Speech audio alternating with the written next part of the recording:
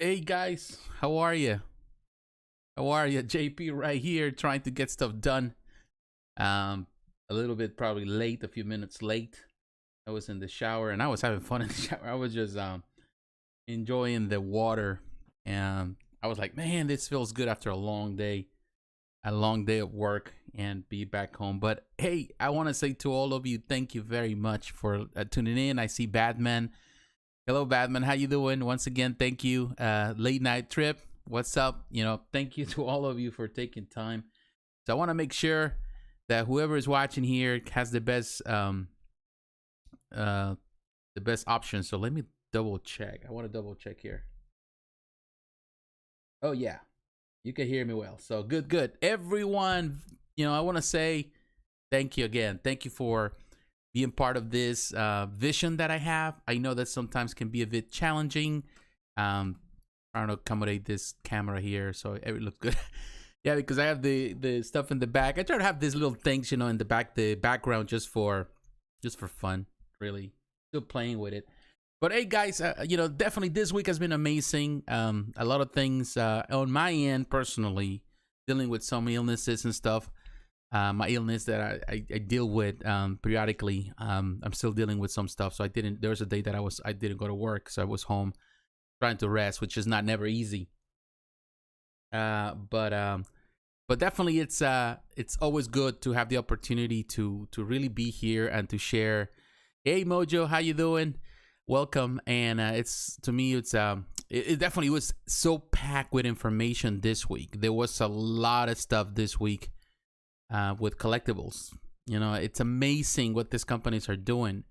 And today is going to be a packed video. So I was really preparing for it, making a list. I even, in the shower, I was thinking about what we're going to cover today, because there's so much to talk about. And I already have a list, but there's a lot of stuff for toy collectors, for statue collectors, primarily statue collectors. So we're going to consider a lot of statues today, because companies are just bringing amazing stuff, as always. And of course, there's a lot of things that we can discuss about the beauty. There's no denying here the stuff that the companies are doing is beautiful. A lot of beautiful stuff. But I think the biggest problem that people are facing is the price tag, and that's, I think, the biggest challenge that we're facing right now. I think more than ever, it's just things are getting very expensive, and in some ways it feels out of hand. But we also have to understand that it's part of the industry, it's part of the situation that companies are facing, and it's definitely a difficult thing to navigate for companies. And but I think that there's still beauty in the stuff. There's still beauty on the stuff that companies are doing, and for that, I think that we can praise companies for doing what they're doing right now. Now, guys, before we get into the whole list, and I'm gonna give you a full list just to give you an idea. I want to talk about, and there's something that I just added just last minute here. I want to talk about Super7. If you're into small figures, the 6-inch, 7-inch. Super7, they just have, and that was last week. I didn't get a chance to talk about it. They released a new statues for the Silverhawks, the new wave, and also this week they have the Ren and Stimpy. I don't know if you are a fan of the Ren and Stimpy, but I remember watching that show, and I love that stupid show. So there's some, in the Ultimates version that they have. We're gonna cover some of that for that. That's gonna be first. We're gonna cover some of the figures first. I want to talk about also I want to cover Hot Toys. I want to talk about the Kate Bishop figure that just came out, the 1/6 scale figure. I think it looks great. We're going to cover that. That's the newest Hot Toys figure that has been revealed. I want to cover Royal Selangor. I have talked about Royal Selangor in the channel. Pewter statues are something that I love. I think that they're very classy. And they released some stuff this week. It's on sale on Sideshow, also at the Royal Selangor website. We're going to cover some of that stuff. Daredevil, there's a Wolverine, there's a Boba Fett, Buzz, and I want to talk about those. I want to talk about Diamond Select Toys, Gentle Giant Ltd. I want to talk about the Jubilee mini bus that is coming out for the X-Men animated series. I think I like I think it's a phenomenal little collection. It's doing really well, and I love that. I love in the 90s. I loved that cartoon, that animated series, so I think it's a classic. I wanted to also talk about Kotobukiya. Kotobukiya released a new ARTFX Iron Man Mark 7 statue with the face of, in this case, has an interchangeable portrait. It has the portrait of Robert Downey Jr. It looks really good. So we're gonna cover that if you're into the 1/6 scale collection. We're gonna talk about Weta Workshop. They released new stuff for the Labyrinth 1/6 scale dioramas that, in my opinion, one of them, it looks amazing. So we're going to talk about it today. We're also going to cover Infinity Studio. Infinity Studio, they released a new, if you're a Dragon Ball Z collector, you love Dragon Ball Z stuff, a 1/6 scale collection, diorama, Gohan versus Cell. It looks amazing. I think it looks great. It's actually 2 pieces in one. So we're going to talk about them today. Continue with the Dragon Ball Z. We're going to talk about Tsume Art. Tsume Art released also 1/6 scale Trunks Time Machine. It's a huge diorama. We're going to talk about it today. I want to cover a company that they're releasing stuff there. It's a company in France. I want to talk about Taka Corp Studio. Taka Corp is a company that is in France. It's based in France. They started to produce a lot of stuff for anime stuff, for anime, animation, manga, also for other type of franchises. And I think they have a lot of future. They also have the license of the How to Train Your Dragon, and they have a 1/6 scale Toothless and Hiccup statue that was released in France before, but now it's available at Sideshow. And I want to cover it because I think it looks terrific. I think this company deserves attention. I think it's pretty much a Tsume in production, in the process of becoming as big as Tsume Art. Now I want to cover XM Studios. XM Studios with the new 1/6 scale DC series. They are re-releasing a lot of pieces, and a lot of them, I'm super glad. I'm definitely glad what XM Studios is doing there. Some of those pieces definitely are on my radar now, because I want them to be on 1/6, and now that my wish was fulfilled, now the only option here, or the only thing that I need to worry about, is how I'm gonna come up with the money to get them. But definitely they're on my list. We have Tweeterhead. Now the Joker, finally, the 1/4 scale arrived, quarter scale, and he has created a lot of turmoil among collectors because of the price. We're going to cover that today. I want to talk about the Sideshow Collectibles. Now we got the new hint. It was kind of weird because they use a screen rant just to kind of announce the new Batman and Catwoman diorama. Some people like it, some people don't like it, but I think it's something that is worth checking out. We're going to talk about the PCS. PCS, they release a quarter scale Undertaker. If you're into the WWF, WWE collection, that's something that you can look at if you love the Undertaker. And also want to talk about the 1/3 scale Purgatori, that in my opinion, it's amazing, and it looks good. And there was also some type of drama that I want to cover today in regards to the price and all of that. And finally, we're gonna cover Prime One Studio. And Prime One Studio, they just released on the what they call the Prime Collectibles figure, which is the vinyl stuff. They released the Jurassic World 110 collection. They have a few pieces they released this week. If you're into the Jurassic World, Jurassic Park, you need to look at those. But I think the biggest thing will be then the Joker by Jorge Jimenez. I think that's the one that we're going to cover. So I will tell you guys, today is busy. As you can see, there's a lot of stuff that we're going to cover today. And hopefully I get the time. I'm prepared. I have water. I have my coconut water too.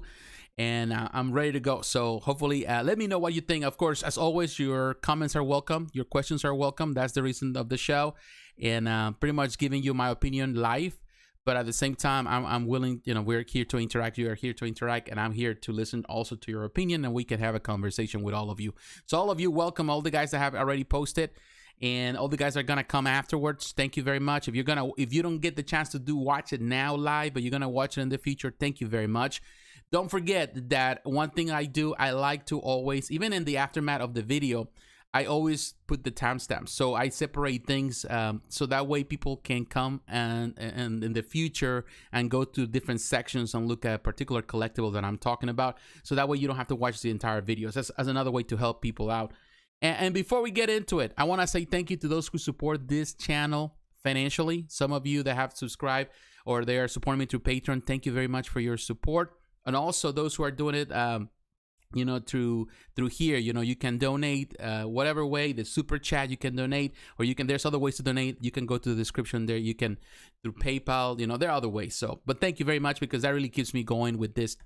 Everything you add, everything you give, from your heart, definitely it is well received, and it's used on the production and the quality of whatever I do here on the channel.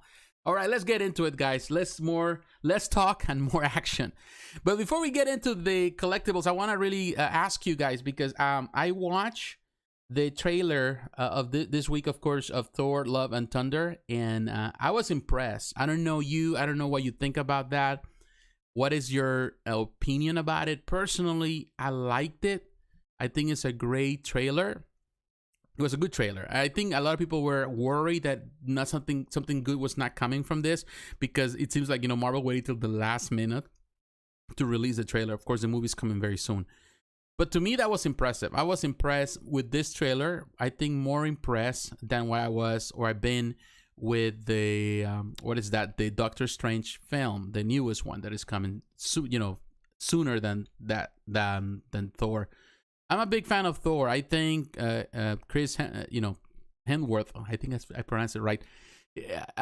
He's been fantastic as an actor. Hey, Agent 37, welcome. Thank you for tuning in. But to me, I think he's been probably the best. Chris has been the best aspect of that. You know, one of the biggest or the best actors in the whole series. And to me, it's like he's phenomenal as Thor. I think he portrays Thor so well. So I'm definitely looking at the opportunity to really watch it, you know, to really enjoy it, because I feel that there's potential there and the things that they're going to do. But definitely, I will say just people need to read the Jason Aaron run a little bit if you're into it, because that will give you a better idea of, you know, what's coming here, what they're trying to represent on the story. But I think the potential is there. The cinematics, of course, all the elements taken from the comics are all there. So I am excited for the film. I definitely am. I haven't watched Moon Knight yet, and I've been kind of procrastinating on it. I haven't had the opportunity. Part of it because, you know, as I've been telling you, not too familiar with Jane Foster Thor, but trailer has me wanting to find out more. Yeah, that's the part what I like about the trailer. I think it's because, you know, of course, I have read the story, and I know some people don't like her as the Thor, but I think I love what they're doing here. And definitely for people that are not as, you know, they're not reading those comics, it really kind of gives you the hint. It's something new, and I think it's interesting. You know, that's what I love about Marvel. What I love about the MCU and the Marvel Studios is that every trailer, they don't give you everything. Now, sometimes they have made the mistake of doing that, but for the most part, trailers is like they give you a hint of something, and when you come and watch it, then definitely there's a lot of surprises there. So it's like it's enticing you. It's kind of like flirting with you. It flirts with you, like the trailers, the way Marvel does them. And not only they do that with them, they also have done that with the Mandalorian. You know, in this case, of course, all owned by Disney now. But I like that because I want to be like I feel like more enticed to come to the movie theater. I will tell you, I haven't watched the new, and I don't know if you have watched it, but I haven't watched Morbius. Hey, Gutten's Mind. Hey, thank you for tuning in. And same to you, friend. Thank you very much for coming. But I will tell you that you know, like the Morbius. I haven't watched Morbius. I don't know if you have watched Morbius. I heard so much bad stuff. I don't know. Maybe they're wrong. Who knows? When I get the chance, I'm going to watch it. But I just didn't feel the connection with it in the trailer. I didn't feel like, oh, man. You know, and this is something that Sony is the one that handles those things. It's not the same as the way Marvel Studios handle the trailers. And I feel that Marvel Studios has a much better job. So I'm enticed. I'm definitely enticed to come and watch it. And the connection there to everything in the comics, and that is good. I feel that I'm really excited. I'm pumped for the film, so we'll see. I'm glad Thor got his buddy back. Yeah, that was the best part when he's doing the exercises. I was like, man, that's cool. I don't know. This is what I love about the MCU, and now some people may hate it for that same reason, is that you see the characters develop. You see the character evolution. From when they started, you can see the characters also struggle with emotional stress, with things that they have to go through. And we have seen, in this case, the character of Thor in the MCU is struggling with a lot of things. And of course, in the previous film, he was struggling with his weight, of course, with, you know, his failure to kill Thanos when he had to. And now, of course, you know, to see that, I don't know how they're going to take it, but I can see that there's something, you know, a lot of people saying they see it from the perspective, oh, Jane Foster is going to be the center of attention. I doubt it. I don't think that's going to be the case, because ultimately, I think at the end of the day, the character that is more beloved, or the character that people care much, is, of course, is the character of Chris. I think he's going to do fantastic on that. And I think Marvel knows that they're not going to fail on that. Was skeptical for Natalie Portman to be worthy of lifting Mjolnir, but gotta admit her arms look jacked up on the trailer. Yes, not only that, I saw today, I was going on Facebook and I saw some pictures of her, like pictures of her just regular, like she's been training. She's jacked up, and she's always been tiny. She's a tiny girl, but she looks strong. She's been working her butt off to get to the part, and I think we can praise her for that. And it's something that Marvel does well. Like when they bring these people to work with them, they put them to work, and they get to work and they look the part. So I'm glad for that. Me too. Not only if the MCU can bring back Angry Hulk. Yeah, that's another thing. We'll see, because I think that's the part with Hulk is that there's so much they can do, man. I'm telling you, lately I've been reading more Hulk stuff. I've been going again through the Peter David collection because I have all the omnibuses now. I got all the books. I need to review it on my channel, here in the channel. But I've been reading the Peter David stuff, and my mind is like, man, there's so much great stuff from Peter David's writing, and so many opportunities that there's so many things they can do with Thor. I'm sorry, no, Thor, Hulk. And just the sky is the limit. Of course, it depends on Marvel Studios and the plans they have, but they can actually write this character in so many different ways. Even keep him as smart as he is, but bring, given some of those antagonists and some of the foes, and also the people that are around him that can really elevate the character the way Peter David elevated back in the 90s. So I'm looking forward to more of that. We'll see what happens. All right, guys. But that's my opinion, of course. Now let's get into the nitty gritty of the video. Let's get into the collectibles. And but I want to say to all of you again, thank you very much. So today I want to cover, and I want to talk about a company that, in my opinion, deserves the attention. I am an action figure collector. Many of you know that. I have been mentioned it many times. It's nothing new. And to me, like, action figures are like amazing. I'm in love with action figures, and it's the kid in me. I'm still, even though I love statues. For me, action figures still have a special place in my heart. I have a lot of action figures still boxed in. A lot of stuff that I normally purchase. It's just, I just like it that way. It's just the way I like things, certain things. So here you can see, I'm here at Super7 at the website. And I will tell you, Super7, love what they do. There are things that not crazy about Super7. One of them, of course, is the price point sometimes. I feel that some of the figures are too expensive, particularly the stuff that ends up, like this reaction figures ends up like at Target. Every time I go to Target, I see them there. But I found them like $17, $20 for a small figure like this. I was like, heck no, this is $10 figure. I don't know what they're thinking or what kind of, weed they're smoking, but that's what they're doing. But to be honest with you, I do like, and trying to see if we can come back to this one. I don't know. All right, categories. Let's see. No. Oh, hold on. We're coming here. Products. Let's go to the products. Let's see if we can get it. And trying to find them, man, because sometimes here it's like so weird. All right. Let's see if we can do it on the search.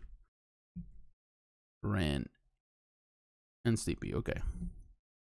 Right there. All right, so let's get into it. Oh, peanuts? Come on, man. Oh, that's not what we want. All right, so they got the Ren and Stimpy. Okay, so they don't have it here. That kind of sucks. All right, I know where we need to go. All right, right there. Now we're getting to Ren and Stimpy. Just refresh the page. I think they need to work on this and the way they have set up their page. I don't know you, but I love this. Yeah, Super7 makes good Ultimate line. The Ultimate line to me is the best. It is the best line that they have. Bottom line. Everything else to me, I don't care. But the Ultimates, I think it's the best. It comes with so many accessories, and as you can see, Ren and Stimpy right there. They're not cheap, but they are huge. I saw the video today. I saw parts of it. They were presenting it today. And I'm telling you, I think for what they're asking for what they have, it comes with all this different, maybe you can see it here. It's too big perhaps here, but in any case, right here, let me reduce this. We're going to reduce it. All right there, as you can see. Look at that. That's pretty much the idea of the packaging. Love that. You know, I don't know, but I remember this show when it came out. I wasn't, you know, this time in the 90s, I was like, heck, I don't care about some stuff. You know, I was already in a time where I didn't care about stupid shows. But for some reason, there was something so stupid about Ren and Stimpy that it kind of kept me glued. My best friend, I remember, name is Isaac. Isaac was in love with this show. Like, he loved this show. And every time I went to his house, he was, you know, every time he get a chance, he liked to watch the show. So I watch it with him, and to be honest with you, it just kind of pulled me in. It's like, what the heck, you know?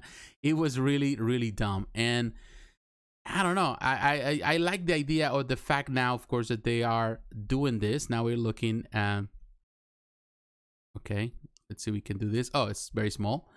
So here's with the different parts, of course, the different hands, the different stuff that you can do. So it looks good. You know, it comes with all the accessories, you know, the different faces that you can do and expressions and all that weird stuff that, you know, they used to do. Like, it looks good, man. I'm telling you, this was, to me, a great opportunity as a show. And of course, now the pictures look terrible, the photos, because we made it really small, but that's fine. We fix it again.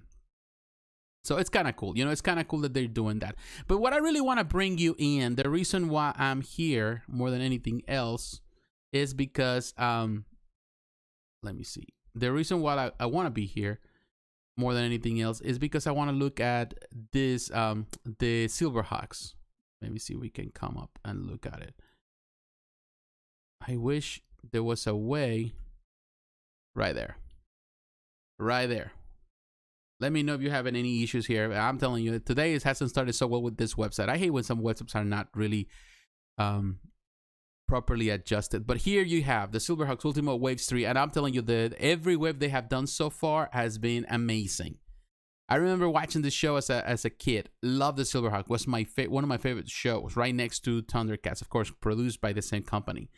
But there was something special about Silverhawks. I think it was just the characters, and to me, just the interest, you know, the stuff in space and the traveling and all this different. It's like the old Wild West, but in space. That made it to me like very, very unique, and I really like it. $55 each piece. I think it's great. And here you have Commander Stargazer, as you can see. That is cool. Let me reduce the size of this so we can see it better. You can see right there all the parts that comes, different portraits. Comes with 3 different portraits with a smile, one more serious face, the one kind of like has a smirk and the smile, and of course the weapons that he has, different hands, the bird, all of that. That is pretty neat. And of course, this is the packaging, or you know, they give you a mock-up of the packaging, the back of the packaging. We haven't seen yet the figures in person, in the sense that, you know, we have seen perhaps some. We have seen some of the prototypes. I know they're gonna be good, but I say we haven't seen the final packaging in person. At least we have an idea because of the Thundercats. They've been releasing, so it's pretty. And also the Teenage Mutant Ninja Turtles. So to me, it looks good. I think the potential for this figure is there. I think it's a fantastic figure. Now I'm gonna look at this one. Also, this is a Hot Wing, and this one looks really good. I really like Hot Wing here. It looks good. I love that they have, of course, the wings, the different effects, his bird, all of that. That is super sweet. Love that. Love the portrait. I love that what they do when this waves is that they're doing it right by waves, but also by kind of combining different characters, the more obscure characters with the newer characters, some of the older or the last, you know, pretty much, you know, he was not a main character, but Hot Wing is also important and the whole thing. So they're combining all of that, and to me that's really good. So he looks great. I love the paint job on this one. Definitely this is a great addition. I like that. But also I want to talk about Molecular. This guy was something else, you know, the evil guy. And I love the weapons, this vulture that he has, the different things that they're doing with him. I like this one, man. This collection really pretty much helps, you know, me in the sense to remember all these things. That's the reason why I love action figures. I know some people don't, but the reason why is because, you know, you can get to see stuff like this, man. You always can get to see stuff like this. I hear the voice now, hello. I think there's a dark history about the artist. The artist involved in the process of talking about the artist in the, I don't know, I haven't really know.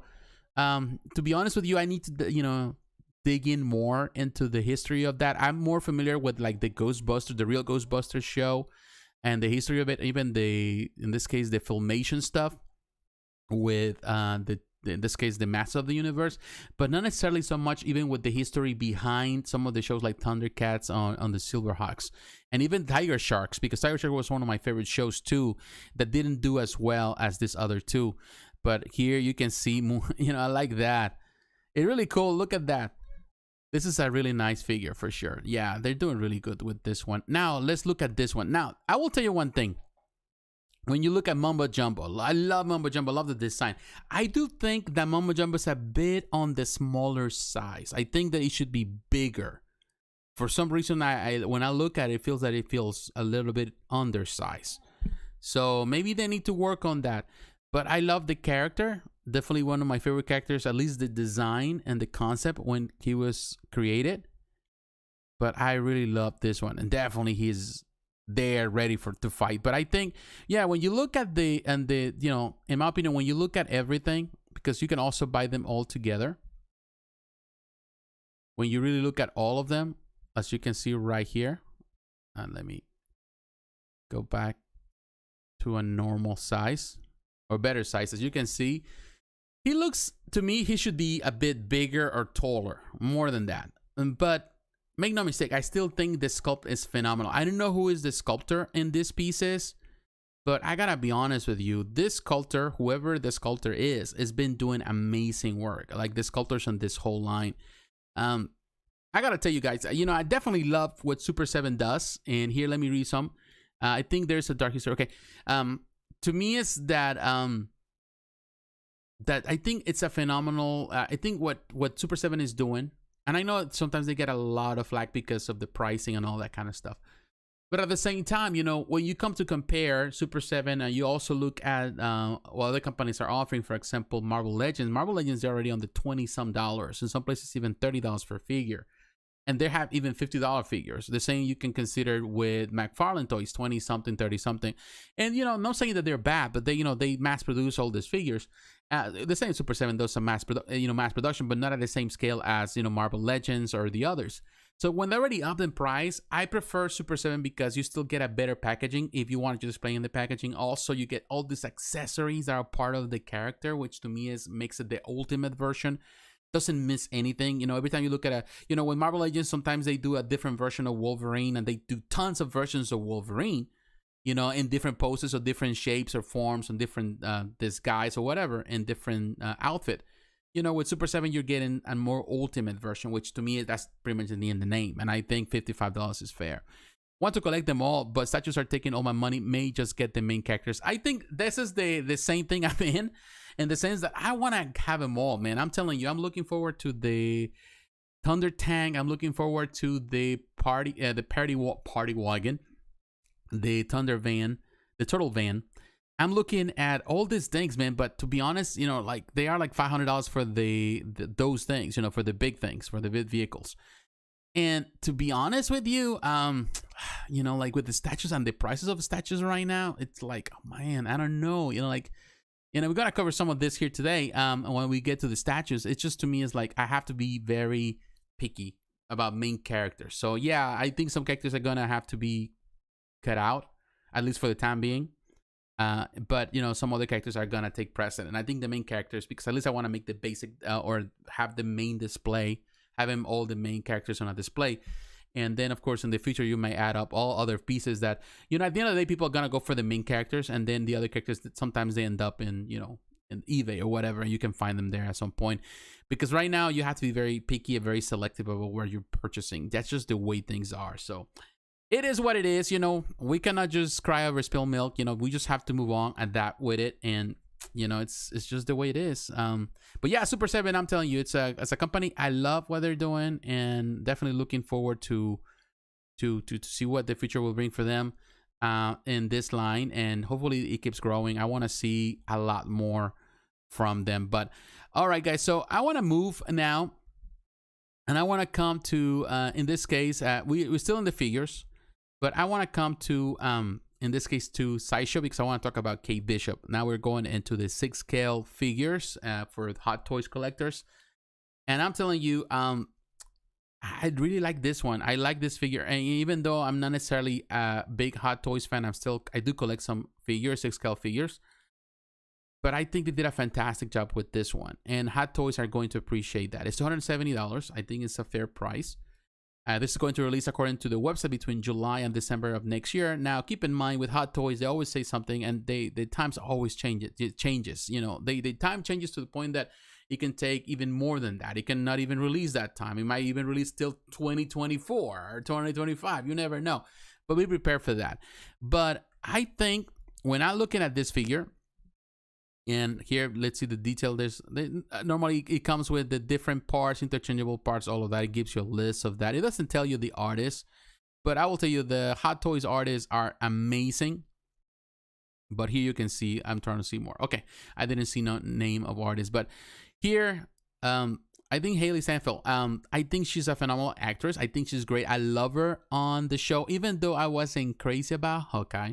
I would say as the show itself, you know, I love it, but I didn't mean that I like it, but doesn't mean that I wasn't totally blown away by it. I don't think it was the best show that they have produced so far, but I think the focus on her was the best part of the show. I think she has the charisma. She's lovable. She's likable.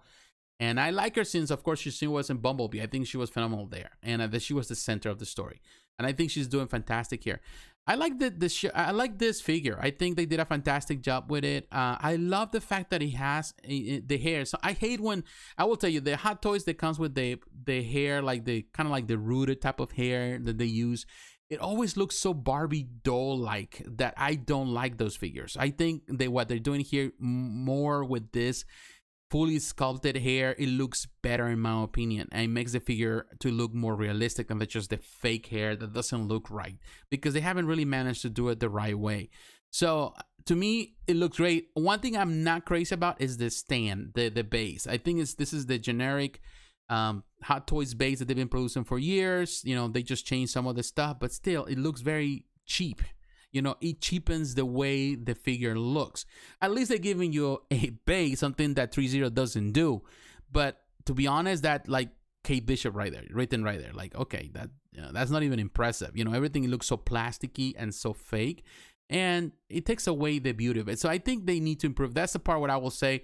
They need to get rid of all this, you know, the same base they use for everything, and they put a sticker on top of it, and they need to give you a much better base that actually serves the part and looks premium for the figure. But yeah, she looks phenomenal. I'm telling you, she looks great. I love the likeness. This portraits that Hot Toys is doing now, they're becoming better and better. So the company is doing really good with those, and I'm impressed with it. Look at the face.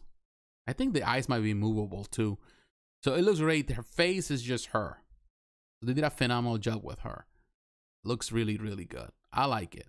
Hey, here you can see, of course, right behind her, you can see Hawkeye. That is cool.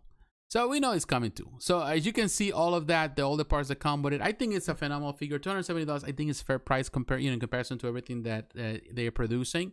He doesn't have too many extras, but he has the basic extras. I like the bow, and of course has the arrows, and of course different switch out hands. I think it's just perfect as it is. You know, people will say, well, why doesn't she have like something to cover her face, like in the series? But you know this company, they're gonna probably produce a second version and all of that. That's how they do it, and they've always been known for doing it that way. So I don't see the point of crying about it. So it's just the way it is. All right, let's read some of the stuff here. It says the portrait is spot on. I'd be in trouble if I collect Hot Toys. I will tell you, I do have a few, and I need to start reviewing them. You know, some of them still in packages, but this is the thing. What has kept me from going into the deep end with Hot Toys is that I prefer comic accuracy. I prefer things that are based on comics, so statues are the form that I follow. But with Hot Toys, I do collect particular figures of particular characters, particularly the characters that I care the most. So I think on that end, I think I'd be able to survive, because some people, they just straight Hot Toys, and I've seen amazing. There are collectors out there that they collect, have amazing collections just based on Hot Toys. And but to me, it's like I can live without the whole thing. I don't need to have all this the pretty much the all the characters of something. I don't need to have all the stormtroopers. I don't need to have all the every single character. I don't. I just need the base or the main characters that I care the most, or at least the ones that represent at least a franchise for me, and that's all I care about. Let's see. Never got into Hot Toys because I was always scared of spending that kind of money only to break them while trying to find the perfect pose for my figure. You know, Hot Toys, they can be frustrating at times. You know, I think they have come in a better way. They are becoming better. But still, they have some things like, for example, what I like is the joints that they use, the tiny little joints that sometimes they fall apart, the hands come out because they still use the same old ball joint that they've been using with the little pegs that they've been using for so long that, in my opinion, it's like they need to get rid of. That's what I'm glad that now the Queen Studios has taken and has got into this game with the figures. What they're doing now, of course, they are producing they bring in the magnets. I think the magnets are they are really pushing this in a new direction, and they're making it much better. You know, I feel that is improving the pretty much the way the companies are going to approach this. So we're going to see better technology applied to it. I think magnets is a great idea, and I think they needed to do that a long time ago. But, you know, Hot Toys was the king of the hill, and they kind of determined that. They still do the same little joints. But I think now with Queen Studios bringing that, I think that's going to determine the way they do it. So I think it's going to get better. So that's going to make it easier for posting and all of that. So that I think that's great. But I think other companies are doing fantastic jobs, even with the posting parts. I think companies like, I will tell you, I would say one of the companies that, in my opinion, has been doing fantastic. 3-0 has been doing amazing with their poses and the stuff that they're doing. So I think that they're evolving, but yeah, they take some risk, and it's not for everyone. I think that's the difference between action figures and statues. Is action figures, you have to pose, and it's pretty much open to your imagination, whatever you want to do. Now with statues, you just let them be. You know, they already have the pose. They're simpler to maintain. You don't have to worry much about it because they already have a pose. You're already telling a story. You don't have to create the story. So ultimately, it depends on your personality and if you have the time to play with stuff. You know, some people don't. So that's the reason why they prefer statues. I just can't pose them properly to save my life. I bought one and gave up. It takes time. You know, I'm telling you. But you know what? There's something that I do because I've been playing with the Mandalorian, Mando and Grogu, and definitely there's a lot of you gotta do this, and I wanna. Some people do it on YouTube. They do it so good. Like some people I've seen some posers and some people that action figure collectors. Of course, they collect, so that they're very professional about it, and they come out with some amazing poses for photography. That they post on Instagram and all that, and I'm like blown away by the way they do it because I try to imitate, and it takes time to get it. And I think it's more about practice. And one of the things that, of course, they come a lot of the fats, the suit that they come inside to make them bulkier. So people just remove them. So that way they're easier to pose. And they do all kind of, people have tricks. They remove the fat suit. That's what they call it. They have all these tricks and in order to make it work the way they want it to work. So it is definitely fun, but it's a challenge in itself. And I want to do some things with with Mando, but I haven't had the chance. All I have it is posed pretty much in a simple pose. He's just holding his gun. That's all it is. And I'm going to show you that when I review it. Very soon I'll have the review here because I already did the video, but I haven't finished it. I haven't even worked on it. So we'll see. So they need to up the base on them. Yeah, the base is just the worst part of the Hot Toys. It's always been. Some are okay, but for the most part, they're just generic junk. That's why they're plastic junk. And to me, for the premium price that you're paying, I can go and buy metallic bases, and I have a few of them that I buy, from China. They selling in packages of 20, and they only pay like $15, and you get like 10 or 20 or something. And then metal bases that you use for your figures, they are resilient. Those have better quality, and they're super cheap. So how is it that they can sell you that $15 free cheap shipping from China for that cheap base, even plastic bases? And Hot Toys that you're paying top dollar, they're giving you a very nasty looking base that, to be honest with you, I don't know. This is one of the things that in my mind, I will tell you, sometimes I don't get. And I try to understand, but, whatever. I'm I'm not them, so I cannot really tell why it is that they think when they do what they do, but it is what it is. I'm trying to accommodate here the camera. All right, I'm doing that.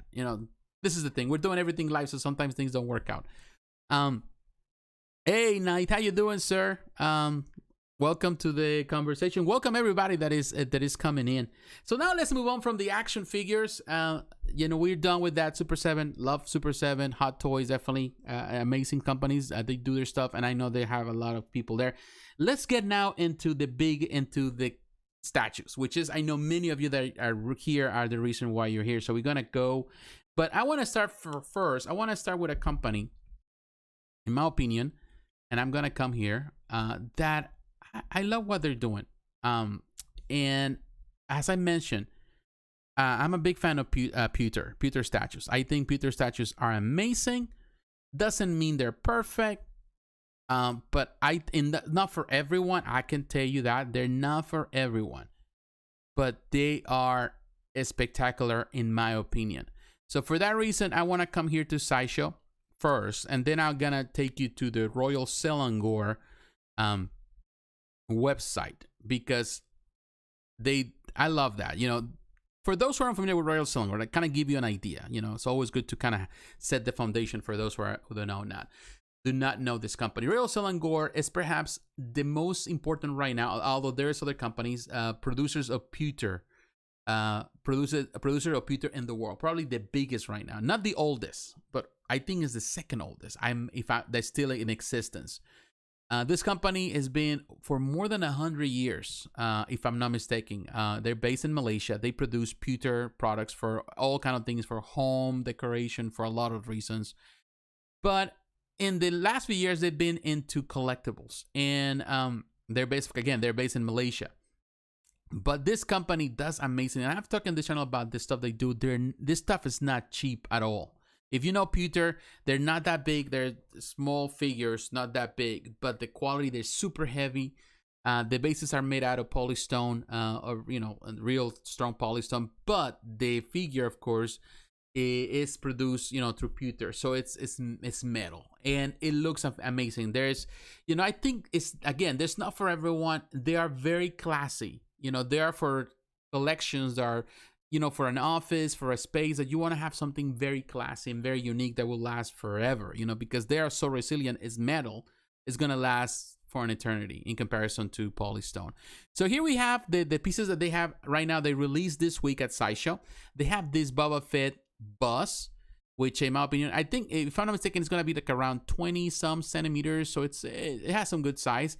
It's limited to 800 pieces. This is just the regular version, and which you can call it regular, but it's just the metallic, kind of like the silver version.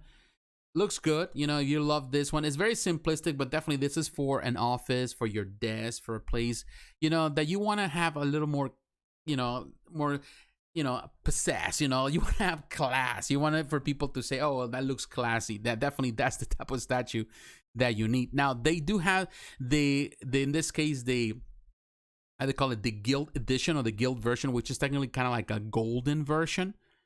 It looks good. Look at this one, like a bronze gold type of version. And I love the bronze, but this is expensive. If people talk about and they complain about the price of some of them, of course they're gonna complain about the price of some of the stuff. Think about pewter. They're not that big. This probably bus is like this, and it's costing you $755. That is expensive, in my opinion. But as you can see, low stock remaining, only 200 pieces here. That tells you what they do with these things. Now, I'm going to show you another one. Here. This Daredevil Volume 1, that's what they call it, but it's based on Volume 1, Number 1. This is on the first issue, and we're going to look at the pictures so you can see how beautiful it is. The regular is $575. I think it's fair for what they have, and I'll show you. It's fine. Look at this one.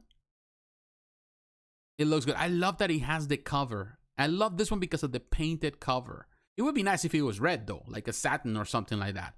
But him, the character, or in this moment when he was introduced, he didn't have that. It was more like the yellow and black. So unfortunately, it's not like that. But I love this. I love the cover in the back. That is super, super cool. Now, that is for the, I would call it the regular version, 800 pieces for this version. Now you want the more exclusive, then you go for this guild version. And I love the colors here. I think it's great. Now, the only thing is $875, only 200 pieces. Love this one. The only thing here, of course, is they trying to enhance some of the colors. They did, of course, the black and white background. To be honest with you, I would rather have the color background and just have them here, like with the guild colors. In my opinion, would work better. That is super, super cool. Now, this is not the only one I want to cover. I want to also talk to you to the next one they release, which in this case is the Wolverine. And this looks amazing, of course, based on the introduction of Wolverine, which is Hulk, the Incredible Hulk Volume 1, number 181, $575 is the same price. This is going to release in a few months here. Love that cover. It's a classic cover to me. And the way they depicted, as you can see, Wolverine looks terrific. He looks amazing. Love the cover. Now you can see on the side. And one thing here in the back, always they have these pictures and the year to give you a bio and it gives you the number. That is very, very cool. That is cool. And that just, of course, the regular version, or the regular, we call it the silver version. Now we're going for the guild version, the golden version. Again, they use the black and white. I love this one. They should have done the same thing again. I love the background, but that's how they do it with all this. You know, that's how they do it. And so in some cases it works for good, and in some cases, in my opinion, I don't like. But I think it's a phenomenal, very classy depiction, very elegant depiction.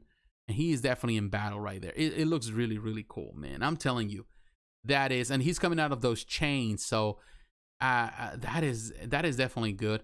And I'm going to give you a better idea.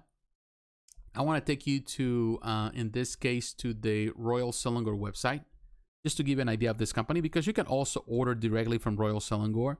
They do sell internationally, all of that. And when you come to Royal Selangor here, like for example, all the stuff that they sell for home, decoration, all of that, they sell the Star Wars stuff. Here you can see the new stuff that they just released, as you can see the stuff that we just covered. But let's look at the Star Wars to give you an idea. All these pieces, you know, I've talked about this before. The Guild Edition, 24 karat Guild, limited to 300 individual number pieces worldwide. Look at this bus. Amazing stuff. I love this company. I'm telling you, I love what they do. And if I had more money that I can spend, I will definitely perhaps not spend it on 1/3 scale statues. I will spend it on Royal Selangor. That's just me. Of course, you know, people will disagree with that. But I do love, and I've talked about all these pieces. I think they're very, very classy. And they're definitely not for everyone. I wouldn't say that this is for the average collector, or even for, not even the average. I don't think it's for rich people. I think it's just for people that definitely are in love with guild, you know, they're in love with pewter. And to me, since I was a kid, I always saw pewter as a very special place, or a special material, like very classy, elegant, collectible. But, you know, as you can see, this is the stuff they've been producing. And very small figurines too. These are very small figurines, and you see that. But they're like the quality of that. That's what makes it so unique. Look at this one, limited edition look versus Vader diorama. That is a special diorama right there. So, yeah, that looks good, man. I'm telling you, Royal Selangor is killing it. You know, this company kills it. And I'm going to show you now some of the Marvel stuff. Let's look at the Marvel stuff. Let's see if we can find it somewhere. Yeah, we can do browse by. Celebration and occasions. Well, that's not what I want. Collections. Let's look at the collections. Oh, right. They have Disney stuff, and you're into the Disney stuff. And they have DC stuff. And also, let's see if we can get to the Marvel stuff. When we find it, that's the Star Wars stuff. I think we already passed it. Perhaps we did. Right there. It was right. It was in plain sight, but it was hiding. Now, here's the Marvel stuff. As you can see, all the stuff that we have.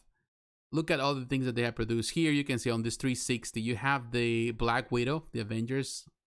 That's good. That the Thor, love that one. That is a classic in my opinion. Those are fantastic, man. I'm telling you. And look at the stuff they produce.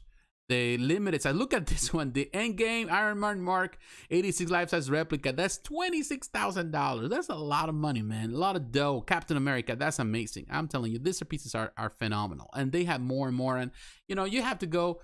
If in my channel, if you know me, I'm gonna talk about it when I get the chance. I talk about it every chance I get. But this company does amazing stuff. Look at the stuff here now. Let's read into the comments here.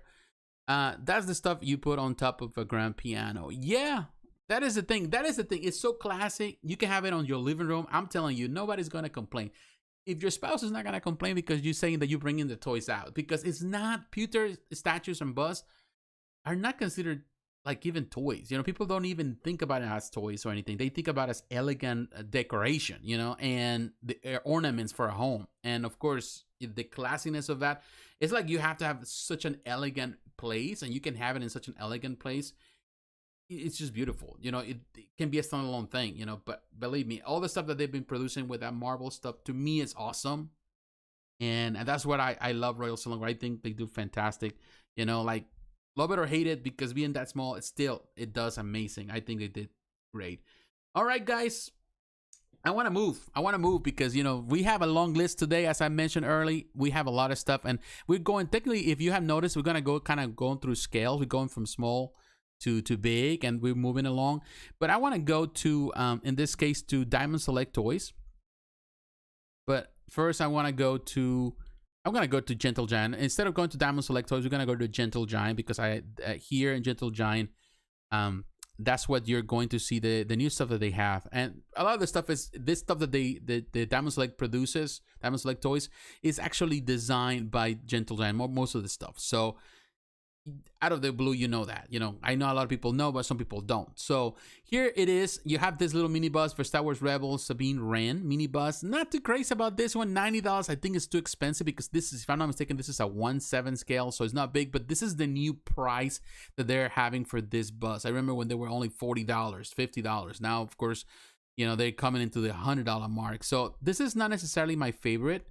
I don't really like it. I think we had another Sabine. We have the Sabine that is in the different collection, not based on the cartoon, but in a different version that is based mostly on the classic collection, classic mini bus collection, the 1/6 scale collection. And that is perfect. This one, it comes with, what I like about this one, it comes with interchangeable portraits, as you can see. So if you're into the Rebel stuff and you like the little stuff that this is the same thing that they're doing for the, what is that? The Bad Batch. Is the same scale, the same size. I think it's gonna fit really well, and it's cool. It's not a bad thing. And this is one, but also they have, of course, and I read a lot of comments. People don't like this Fennec Shan mini bus. They don't like the likeness and the portrait. And I gotta be honest with you, I have to agree.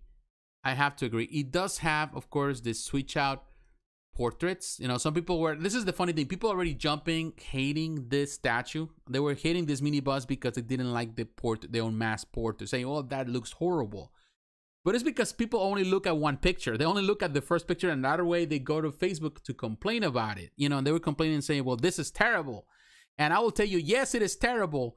They say, why is it they couldn't come with another, with the helmet? And I was like, dude, it comes with the helmet. It's just you only look at the first picture. You didn't look at the second picture. It has a switch out portrait, which it was funny. I was like, man, people are so quick to make judgment in social media that they don't get the opportunity to look at the stuff, you know, right away. So I will tell you, yes, this portrait sucks, man. I'm gotta be honest. I don't try to, you know, as you know me, I don't try to offend any artist. You know, it's never been my intention. I am not the type of person that would do such a thing here, but I gotta be honest. And perhaps it's not even the sculpt. Perhaps it's just the way when they did the molding and the casting, it just came out this way. But they need to do some work on this one, because I believe me, that is just a really bad depiction of Migna. It doesn't look like her. It looks like her, but it's kind of like those imitators that they just see on a corner on a street, like for money. They just imitating somebody so you can throw some coins into the bucket. That's how she looks. I'm sorry, I gotta be honest here on this one. So I will tell you that the way to display this one will be with in this case with the helmet. That's the only saving grace. Otherwise, it's just terrible. That's the only saving grace for this one, and it's terrible because the actors deserves better. Deserves better. Good thing that you have the Iron Studios produce the figure. Good thing that Hot Toys has also the figure. You can go with that. Here it looks better at this angle, but at some angles, man, it doesn't look so good. So they need to do some work on this one. But the reason why I want to really bring you here is this one. We're not going to talk about the Star Wars A New Hope Stormtrooper Legends in 3D Dimension bus. That is amazing. I love this 3D dimensions. They're awesome. Half a scale. But this one, the X-Men The Animated Series Jubilee mini bus, $90. This is at 1.7. This collection, in my opinion, has been and it continues to be fantastic. They are bringing every single character, and I love the colors. I love how playful these figures are. I love even the paint job that they do with this one. These are fantastic little resin bus, and they really look good. And I really need to set up a display for all of them because I really like them. But they look fantastic. I love this show. I love the animated series. The X-Men animated series was one of my favorite shows when it came out. And definitely a lot of people that I know were introduced to the X-Men and to the characters because of the show. So it really plays a big part on the history of the X-Men. And I think it was the popularity of the X-Men, big part of it came because of the TV show. And it looks good. Now, the powers that she's representing here, they're fine, but, they could have done something different. But it's not bad. It represents the power. I think the sculpt itself is good. Their code, all of that, the colors that they use, the paint job, looks really good. As you can see, the dimensions is technically a little over 5 inches, so it's not really that big, but it looks really, really good. Of course, she was not the tallest in the group, so definitely that's going to be represented. It's going to be probably the smallest of the mini bus that they have. Definitely, I'm telling you guys, this... And I wanted to bring it to your attention because, sometimes everybody's talking about the big statues. They always do here. But to be honest, the small statues deserve attention. Companies that produce also the more affordable stuff, they produce amazing looking stuff. At the end of the day, Collectibles is all about passion. What you're passionate about. And you don't have to spend sometimes people say, well, this is what I see in social media all the time. People saying, oh, I spend $26,000 in collectibles. I have 20 something. I have $50,000 in pre-orders. And in many ways, it's like they going into the bragging rights. They're trying to brag about what they have on pre-order or what they want spending or how much they have already spent. But in my opinion, first of all, it's kind of tacky to do that. Because in some ways you're trying to say I'm better than you. And at the same time, that's from one end. At the same time, it doesn't really serve any purpose to anybody. Like only you, okay, good for you. You have spent $50,000. I hope that you pay your mortgage. That's my opinion. I hope you have already saved enough money for retirement because the truth of the matter, that's how I think. I hope that you have it, you're doing other things right. People say, well, I take care of my family and all that. But I mean, if you have $50,000 in 1 year you spend, then something is wrong. Like, yes, unless you're making $1 million a year, 50,000 is just a drop in the bucket. But if you're not making that type of money, you're in the same place I am, $50,000, you're doing something wrong. Or you're doing something right, or you're doing something wrong. And there's a disconnect in the whole thing. Now, the thing is this, I will tell you, I've seen collections that are really presentable and beautiful. And when you look at the pieces, they're not really that expensive. Ultimately, it's not about how much you spend on a collectible. It's how you display your collectibles. It's how you set up, how you envision something, how you put that vision together and make it work. That is the most important thing in any collectible. So I will tell you, that's the reason why you pay attention to every company, even the small companies, even the companies that don't have much I would say cloud, or people are following them all the time, because they have something to offer that can work for your collection, for your room, for your man cave, for your office, for your space. And you're going to be satisfied. You're going to be pleased with the product. He says, I love smaller stuff has definitely picked up due to the shipping increase. Yes, that's another thing. Right now we're going to see, and that's the reason we're going to see, and companies are already doing that, switching into more 1/6 scale stuff. Why? Because right now the situation and the turmoil in the world is dictating companies are to the point, and people are running out of space. At the same time, it's costing more and more for them to produce bigger stuff. So they have to redrone the plans, and they have to say, let's start kind of concentrating in the smaller stuff, the 1/6, the 1/7, because we want people to keep buying stuff. because the 1/3 is just becoming increasingly more expensive. Now, keep in mind that sometimes, based on our perspective, we may think the 1/3 is dying, and it's not. The 1/3 is very popular right now, but it doesn't mean that it's going to be permanent. And companies need to move on and adapt, and that's what some companies are already adapting, creating different streams of revenue by producing like for example, Prime One Studio doing the smaller stuff. We're going to cover some of that today, doing the vinyl stuff. Why? Because it's something, whole hell's break loose. If all, everything comes down, Armageddon comes, and whatever happens in the world everything goes south. At least they have some way for them to survive by doing this or doing that. It's all about adaptability. It's about adapting to the system, to the problems that we're facing as a society, world society. And companies that are smarter doing those steps, taking those steps in that direction, I think that they're the ones that are going to survive whatever is coming. So it is what it is.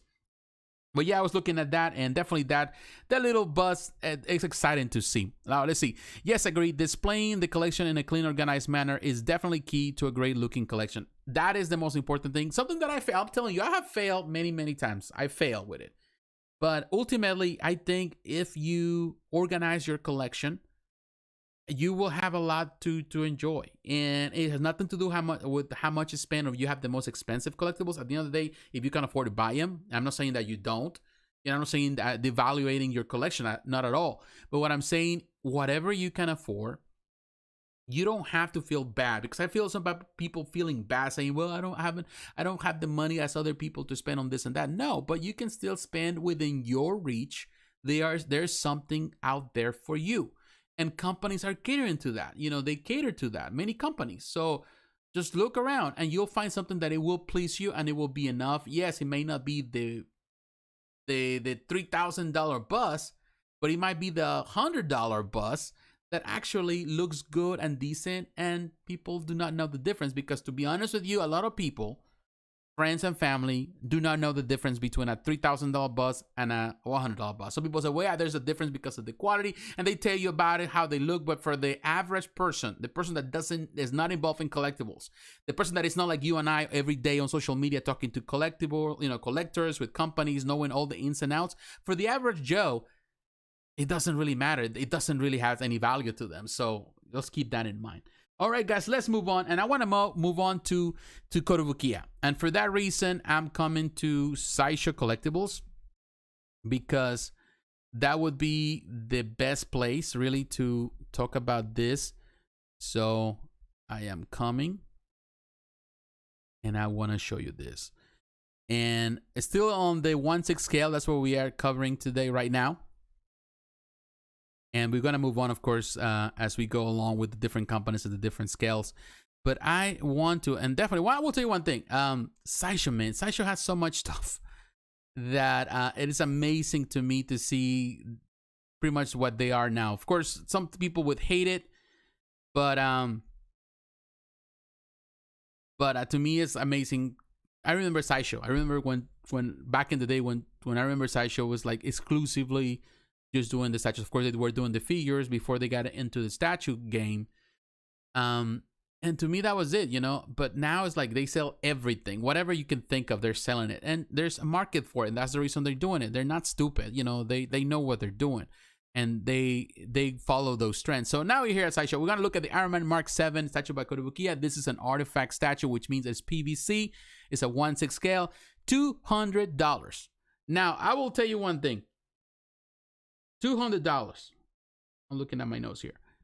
I think it's expensive for an artifact, but at the same time, as everything is going up, I totally understand. Now, the reason I think that it's even more expensive than usual, because I will say normally an artifact will be around, right now with the prices, I will say $150, which should be the price, the fair price for an artifact. It's just because he has the portrait of Robert Downey Jr. So I will say that some of that has to do with the license they have to pay to the actor to have his face, which is, to me, it's so good that they're able to manage to do this, because they haven't done it up to this point, and I have review here in the channel, the original, some of the original Mark 7, that was the Mark 5 or the Mark 4 that I reviewed back in the day, years ago, almost 10 years ago. Love that I sold that, but I love the artifacts, and they come up with so many artifact statues afterwards. Every movie they have a new version of every, in this case, every suit. And this one reminds me of the same of the Avengers, because there's a version, it's the same type of version with almost the same base. So technically they use the same, if I'm not mistaken, it's the same pose. The only difference with this version, because looking at it, it's a revision of that particular one. So they revised the same that they did when the Avengers came out. And they have this one back in the day, back how many years now? They revise it. They bring in the same. If I think there's some changes here and there, but to me, it's the same one. The only difference is that now it has the interchangeable portrait with the unmasked face, and to me, that makes it a much better option. I like that they did this, and definitely, I'm going to, when the chance comes, I will get it. I like this one. The only other thing that I dislike about it that doesn't have it didn't see in any of the comments or in the description that it had any type of light up feature. It would be nice to have some light up feature on the chest. I think the first one had it back in the day. It is the same. Now, I may be wrong. There may be some changes on the pose, but it's the same pose, it's the same base. Maybe the base is a bit different, but it's the same pose. It's the same thing. The only difference, of course, is that, and that's the reason why it costs more money, $200, because of that. Of course, now the price, but to me, that's the selling part. I love that. I love that they did that. That is really cool. And this is coming out, I think, later this year, but that is good. And I will tell you, if you have never seen the ARTFX collection, the PVC stuff they produce is so good. It's really good. It's not the cheap vinyl material. This is good PVC material, so it's going to be good. The only thing that they were struggling back in the day is paint job, and some of this suit sometimes was not as good. But I will tell you that, and the most recent stuff, that ARTFX, the stuff that they have done, the paint is much competent. So I feel that, this is going to be the good thing. What I'm going to do, like I always do with Kotobukiya stuff, I don't pre-order Kotobukiya stuff. I just wait until it comes out. And depending on how the reception is, then I order, because it's going to be available. That's the thing about Kotobukiya. Unfortunately, Kotobukiya is another type of company. And I got to be honest with you, that you will see this stuff like selling like hotcakes right away before it hits the market. It always sits there for a little bit. And this is the thing with Kotobukiya. There's a window of time where you can buy some of the stuff. I just recently bought the Thor for the new fine art statue collection, whatever. It's gonna go alongside Captain America. I need to review that statue. It's amazing. I'm telling you. I will tell you one thing. I love it. There are a couple of things that I can point out, but for the most part, it's amazing. I like it. I really am blown away by the quality of this piece in comparison to everything that they did in the past. And I will talk about it when the time comes, and some of the things that I wasn't crazy about. But I like it. And definitely I will tell you that Kotobukiya has come a long way. But I waited. I didn't pre-order it. I waited until it was out. I found it in a place that was cheaper. I got it. It was in good condition. And there's plenty to go around, and you can find some good deals. Now Iron Man is coming out. It's already coming out at Sideshow, but I'm waiting for better deals.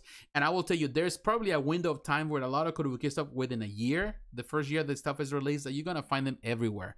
And then they go pretty much miss, people buy them, and it's hard to come back. And then, of course, after the first 6 months of after a year they've been out, then they become so rare to find, and that's when they become expensive. So that's the great thing about Kotobukiya. You can always, wait a little bit when it comes out, so you don't have to pre-order like you have to do sometimes with Tweeterhead right now.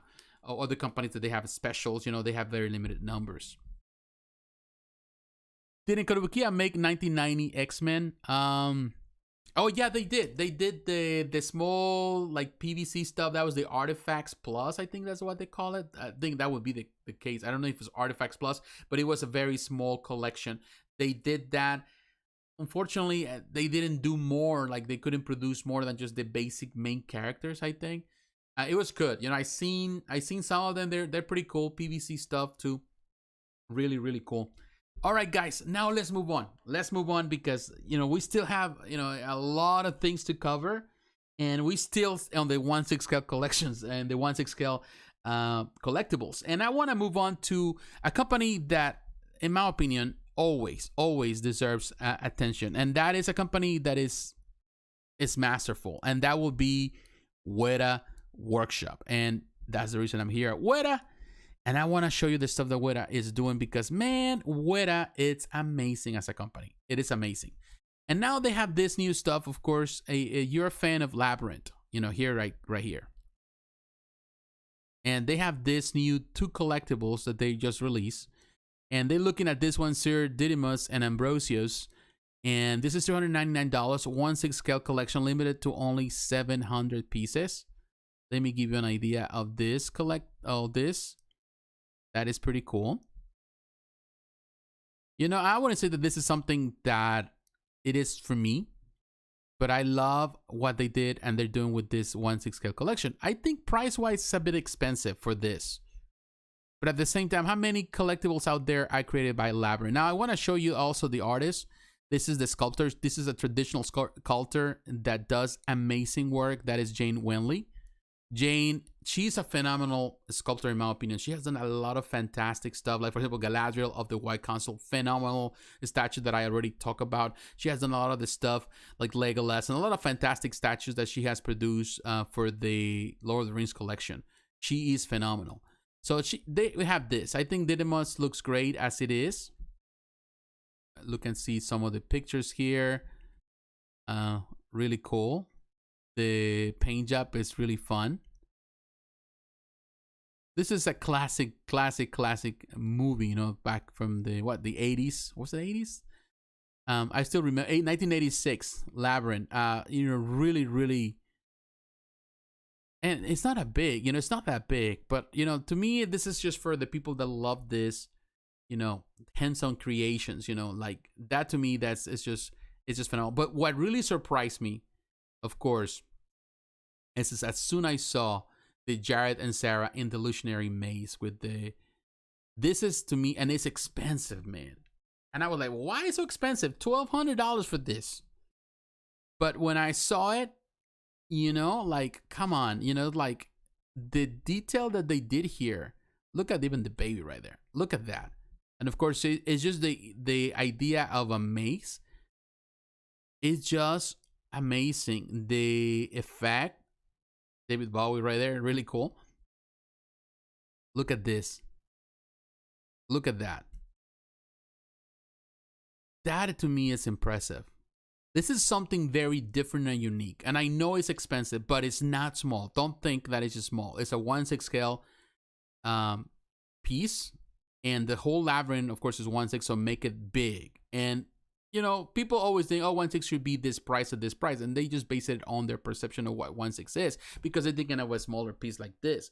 But when you're looking at true 1/6 scale diorama that is huge like this, then you realize that you're talking at something that is as big as some, you know, other pieces, like a full 1/4 or even 1/3. So companies, when you send this to the factories are going to charge you based on the size. They don't care about the scale. They care about the size and how much material is going to take to create all of this. So you have these 3 different characters and the whole base. So that is what really adds up. And to me, it's such a phenomenal. Look at the paint job. Of course, we're talking about a prototype here. So prototypes always change. But I will tell you one thing. One thing I will tell you about Wenley as a sculptor, she is very, very good. And everything that she has done quality-wise, they have really matched this stuff really, really well. That's one great thing about traditional sculpts, that for some reason traditional sculpts do better sometimes than even the digital sculpts when it has to come the time of doing the casting, all of that. For some reason, I may be wrong, but I noticed that over the years. Looks really good. Look at that baby looking. And of course, you can change the position of the baby too, which is going to create that effect. But give you an idea, this guy holding it, when you look at the size like this, with this guy holding the statue right there, then that gives you an idea that that's not that small.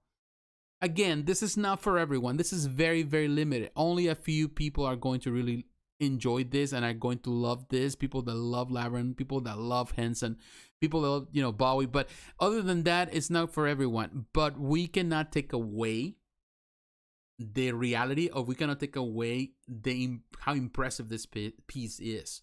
And because of it, you know, I think it deserves, you know, praise. And I think $1,200, it's fair. You know, it's not for me, but I know if you're already in love with this one, it's because you really care and you're willing to pay the price for something that is very, very unique.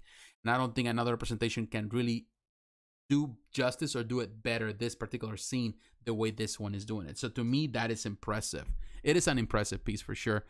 And yeah, that's why I consider Weta always a company that does and changes the mold. You know, they're not here, you know, they're not competing with anyone. Yeah, there are a couple of things that they're doing that sometimes look like competition, but other than like they're doing right now with the DC stuff, But for the most part, they don't have, they do things on their own. They set their own tone. And I love when companies do that. They're not here to really take away from other companies. They're going to do their thing, and it's going to be impressive. All right, let's look at this. One of my favorite movies. Wow. Yeah. Wow. Definitely a nice size. It is a big size. This, it is a phenomenal movie. It's a classic. It's a cult classic. And the whole diorama, it is definitely for the fan. It's for the fan. And Weta did such an impressive, and I'll tell you. All right, it seems that for a second we lost connection, so we're trying to rekindle this. All right, for a second we lost connection. Sorry for that. I don't know what happened. Sometimes OBS can be very, very weird. But in any case, sorry for the interruption. Sorry for the interruption for a few seconds. It happens. Anyway, in any case, what I was saying, going back to what I was saying, the thing that really impresses me about Weta in comparison to other companies like Sideshow and all of them is that those companies, they constantly repeat the same concepts. They're always in the same pace, like everybody else is doing the same version of the same thing, their own version of the same character or the same story. But what I love about Weta is that they are not following those trends. They are setting their own stage by creating unique representations of characters. And that makes it a very special company. And I wish more companies have the same idea. Because, gotta be honest with you, it is the only way that a company can survive the onslaught that is happening right now with so many companies coming. You have to create your own thing. Yes, many companies want to do Marvel because it sells. Yes, many companies want to do DC because it sells. But when you're competing, you're just getting in line against 20 different companies or like 100 companies doing the same thing. How can you stand out? The only way to stand out is by doing things differently. And it's always it's an investment, and not everyone is prepared for that. And that's what I think Weta continues to be, because to be honest, nobody's touching Lord of the Rings for some reason. Like now Prime 1 is doing it, but even Prime 1 cannot touch the way that the Weta does, because when they've been doing the 1/3 scale stuff, it's fine. It's fine. It's amazing, but they cannot produce those amazing dioramas that only Weta does. And Labyrinth, it's something that has no competition, so that's why it's amazing.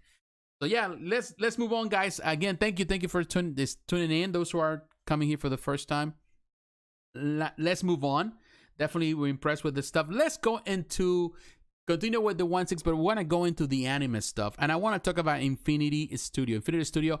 And for that reason, I'm gonna come to a Spec Fiction. Spec Fiction, as I mentioned it many times before, is a company that really deserves so much respect for what they've been doing, because they're amazing. So I'm coming right now.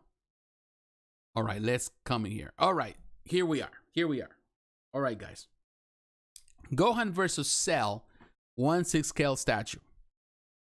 And I'll tell you guys, I am a Dragon Ball Z fan. Now, I gotta give you an idea for those who are unfamiliar with, in this case with me. I grew up in Mexico. And we were watching Dragon Ball and Dragon Ball Z before it hit the United States.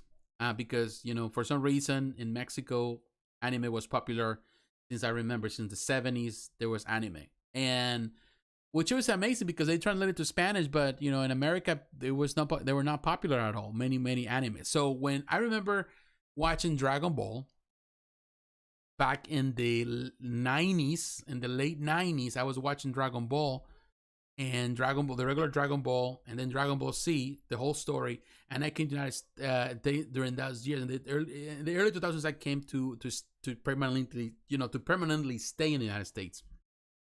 I came in the late 90s, but I was permanently staying. I was back and forth, but I came to stay completely. The thing is this. I stay, and I remember in the early 2000s, I was, some nephews that I had, they were watching Dragon Ball, and I didn't know, they were watching, and I watched the show, and I was like, hey, yeah, this is gonna happen, and they were like, no, this is a new episode. How can you know? It's like, well, because back in Mexico, we were watching it. So it was funny. The thing is this, I'm a big fan. I've always been a fan, and I love the stuff they do. Now, that story, I don't know why I told it. I told you, maybe I just wanted to do some conversation. But yeah, Todd is awesome. But I will tell you one thing. I really love this one. Now, some people were complaining about the price, $1,200. However, keep in mind that these are 2 dioramas in one. Not only I'm talking about the 2 characters here, of course. You have, in this case, Gohan, of course, Goku. And I love what they did. The Infinity Studio did with this base. The way they did it here looks super, super cool. This is the other part. So there's 2 different sections.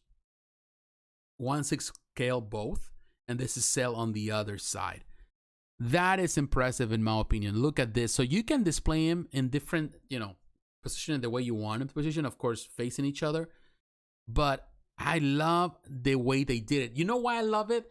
Because, most of the time, dioramas, what people do, what companies do is that they set 2 different, one singular thing, one singular display, or that one singular diorama, and they call it a day. That's it, But the problem with a lot of them, they become so huge, as a 1/6 is huge, and some people don't have the space to display them. So that discourages customers and clients and people to buy. So what they're doing now, of course, and this idea I think works so good, is by separating the pieces into 2 separate things. Of course, you have to buy them together because that's how they sell them, but it makes them easier because now people can play with it. If they want to display it this way or that way, or change things around to accommodate a limited space, all of that. I think that is a perfect idea, as you can see right here. And this is something that we have seen like Tsume are doing, but what they do is that they sell the pieces separate. They could have done the same thing with this, but ultimately they sell it as a bundle. And I think that works really, really good. I love that. The effect, of course, he's doing that. They build in this distance. You can put him as close as you need to or as far as you need to. You can put it on different stands or whatever, of different levels or whatever. You can do all sort of things. But it is impressive. Love the paint job. Looks really good. Again, this is something that we've seen in a lot of these statues from Asia. You see the symbol and the Dragon Ball Z symbol right there on the base. Very common with anime statues. You're not gonna change. I think it's something that they love to do. It looks good, man. I love that. Love that. And definitely the effect that they did. And Gohan looking great right there. Goku too. Love the detail. This is an impressive thing. I'm telling you, Infinity Studio is doing an amazing work with this diorama. And every picture you can see, love the clear resin. And I love that, definitely the clear resin around. This is an impressive piece. And definitely I think Infinity Studio can do a lot because so far Tsume has been the one technically killing it with a lot of this Dragon Ball Z stuff. Other companies are doing it too, but I prefer Tsume Art. And I think Infinity Studio is also setting the tone. And I would love to see what else they have in store because I love these dioramas. I love the depiction of dioramas and I love battles. And this is a very interesting way to portray this particular battle. So it looks good in my opinion. I'm telling you guys, it looks really, really cool. And definitely that is a fantastic depiction. Now I want to talk about another one. Now that, we are moving into the Dragon Ball stuff, I want to talk about Tsume art. And let me see if we can go to Tsume. Yeah, it is sold out. It's already sold out at Tsume art. So what we're going to do, I'm not going to show you the pictures of Tsume art. We're going to go to Spec Fiction. That's what we're going to do. We are already at Spec Fiction, so might as well just stay there. So we're coming to, let me change the screen. Here, we're going to look at Trunks Time Machine. Sold out at the Tsume art website. Again, Tsume art, because of, some things that I don't think you can buy directly to them from the United States. But you can come to Spec Fiction, which is the best place. This is $1,300, so it's as expensive as the other one. But it's, it's expensive. But make no mistake, this is a huge diorama of Trunks in his spaceship and all that, time machine. It is big. It is a big thing. So $1,300, they're going to make 1,600 pieces, completely sold out. But the whole detail on this diorama, that's what I was telling you. The thing with the Infinity Studio did that separate the 2 concepts so that way you can display in different ways. This one, you cannot do that. So you will have to have a very large space or display location. So you're going to be able to have it there for display. So that really tells you how huge this is going to be. It is really large. Look at this in comparison right here. You have to Krillin on this one and also to Vegeta on this one. This is a tall one. This is huge. So when you look at it, you know, you realize why they did it. I think it's a phenomenal concept. I love the concept, what they're doing with this.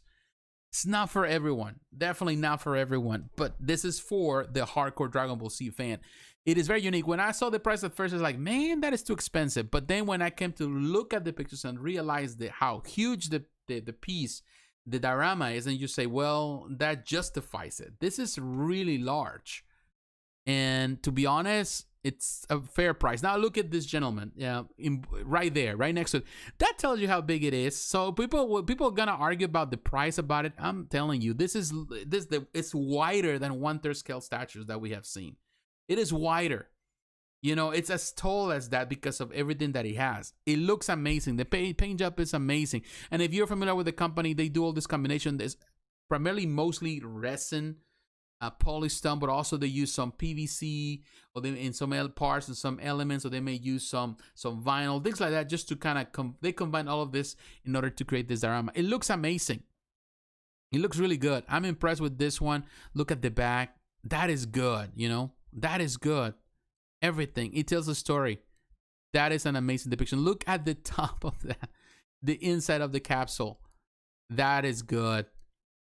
Yeah, that is good. And then you can see the moss, all of that. Man, I'm blown away by this one. I will tell you, I really am. Look at his hand. Really nice detail. Tsume art, definitely killing it on this one. I think it's a very impressive piece, and one that deserves definitely a lot of love because of it. Dragon Ball goes back a long way. Prime 1 is expected to release a Frieza. Colors really pop on the Dragon Ball Z pieces. They always do. I will tell you one thing. I think Dragon Ball, the greatest thing about Dragon Ball, I think, is the design, the concept and the design that was on from the beginning. It's very attractive. It's very colorful. Colors are important, particularly for boys. Have very strong colors. You know, the orange, the red, the yellows, the blues, all of that. They're very strong. The greens, all of that. They really enhance how spectacular they are. And I think it's the psychology of the colors that really works so well. You know, they're attractive. Like, I see so many different collections, and there are collections that you look and that, but I'm always attracted by the colors. And the Dragon Ball Z colors, I definitely are impressive, in my opinion. And I think it's one of the most colorful, of course, it's one of the most colorful animes, but it's done really well. And it's well balanced for sure. Yeah, I was still into Dragon Ball, and I'd be all over. If I was still into Dragon Ball, I'd be all over this. Yeah, I am, but right now, most of my investment or my collection is going into Marvel stuff and DC stuff. Like, but yeah, I've been thinking, man. I said, like, man, definitely the Dragon Ball is looking very, very sweet, but definitely it is expensive. It's not for everyone, you know. Definitely they're charging top dollar for it, but I think it deserves it because of the quality.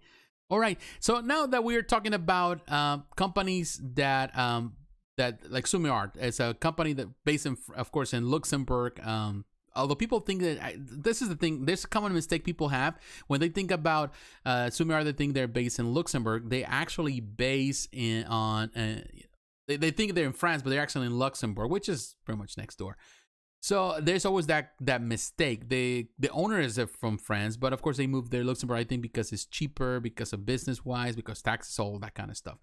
But if there's another company that to me deserves some attention, that is based in France and is new, but to me has the potential to become the next Tsume Art, that would be Taka Corp Studio. And for that, I want to bring you to something that they just released. They didn't release recently, but it just came to Sideshow. So we're going to go there. We're going to Sideshow. I want to show you the Toothless and Hiccup 6-scale statue. Now, you know, I will tell you, I'm not saying that I'm a big fan of the How to Train Your Dragon. I think it's a very popular series and people love it. And this one, it's $905, and I was thinking, like, that is expensive, but it's a 1/6 scale statue, and it's almost sold out. Almost sold out.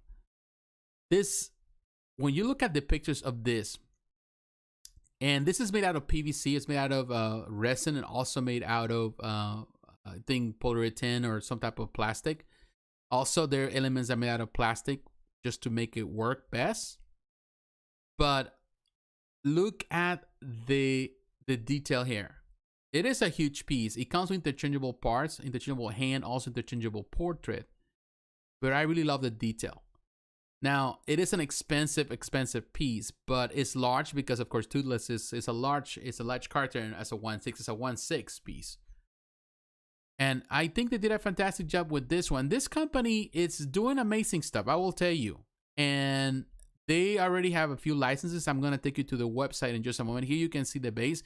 I would say that it's very good. Maybe the base needs some work, but I think as a start, I think it's really nicely done. Here you can see the alternate head, you know, with the helmet and also with the sword and without the sword. So it does have, it has definitely some is width. So you're gonna need to have some space in order to display it properly with the wingspan.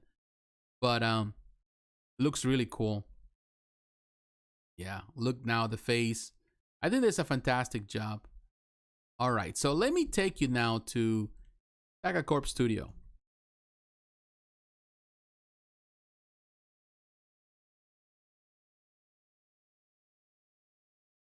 I'm looking for it. I got it. This is, I'm here in the page of the company. Of course, again, this is based in France, so everything is in French. But they have a lot of this anime, Yu-Gi-Oh, and you know, a lot of, they have really acquired a lot of licenses. They have the Captain Tsubasa stuff. They also produce PVC stuff. They have Hunter. So they have a lot of things here that, in my opinion, there's a lot of new stuff, but there's a lot of potential. Also, they recently acquired the Teenage Mutant Ninja Turtles license. I don't know what they're gonna do with it, but a lot of people are definitely interested to see exactly what is it. And definitely, I don't speak French, although I should. But here you can see this stuff. The stuff that they're trying to produce. So they have potential. You know, this is some of the partners that they work with. Let me see if we can find collectible figure collection. I don't see it here. Licenses. Let's look at the licenses. So the stuff they're producing right now, of course, they got Assassination Classroom. They have the Avatar: The Last Airbender. Looking forward to what they're gonna release because I'm a big fan of Avatar. Berserk. Looking forward to more of that. How to Train Your Dragon. So they have all this Naruto, a lot of these licenses, the 7 Deadly Sins. As you can see, the Teenage Mutant Ninja Turtles, nothing yet has been released or hinted of what they're gonna do with this license. But the potential, of course, they're working with Nickelodeon, so that's the reason why they're doing the How to Train Your Dragons and the Avatar stuff, and of course, you know, the Teenage Mutant Ninja Turtles because they're owned by Nickelodeon. So there's a lot of potential there. Here's the Collectibles collection. Let's see if we can see some of the stuff. Give you another idea. There's a bus collection. All right, so they have a few bus. Really cool stuff. It's a bit pricey, as you can see, but I think this company it has a lot of potential. Now look at the figure collection. This is the stuff that is made out of PVC or vinyl. So they have the Captain Tsubasa stuff that looks really cool. Now here you can see Core Sensei Assassination Classroom. That is really cool. That's another PVC piece. That is cool. So, you know, I will tell you, this is the reason why I brought you here. I really brought you here because I wanted to show you this because you know, these companies deserve attention. And this is, you're gonna notice in every video that I'm doing every week now, I try to bring some companies too that are more obscure for most collectors, because I do think there is some potential in these companies. If you pay attention, and that's something that I do, I love to look at the way things are moving. Hey, how you doing, Rare? Late to the party, greetings all. Hey, Pudgy, how you doing, sir? Thank you for tuning in. Thanks everybody that is tuning in, everybody. Thank you very much. But I'm telling you, I love to look at the outlook of the picture of the future. It's something that I love to do. One thing I love when I was, and Pudgy knows this because of course we met at the forums when I was involved at Statue Forum, and I was as the working with the reviewing team. One thing that I love to do, one of my favorite things was to look at the new stuff. And when I was working with Chris Bales, a Bimuda, When Bimuda, we were working on the statue awards that we started with Statue Forum.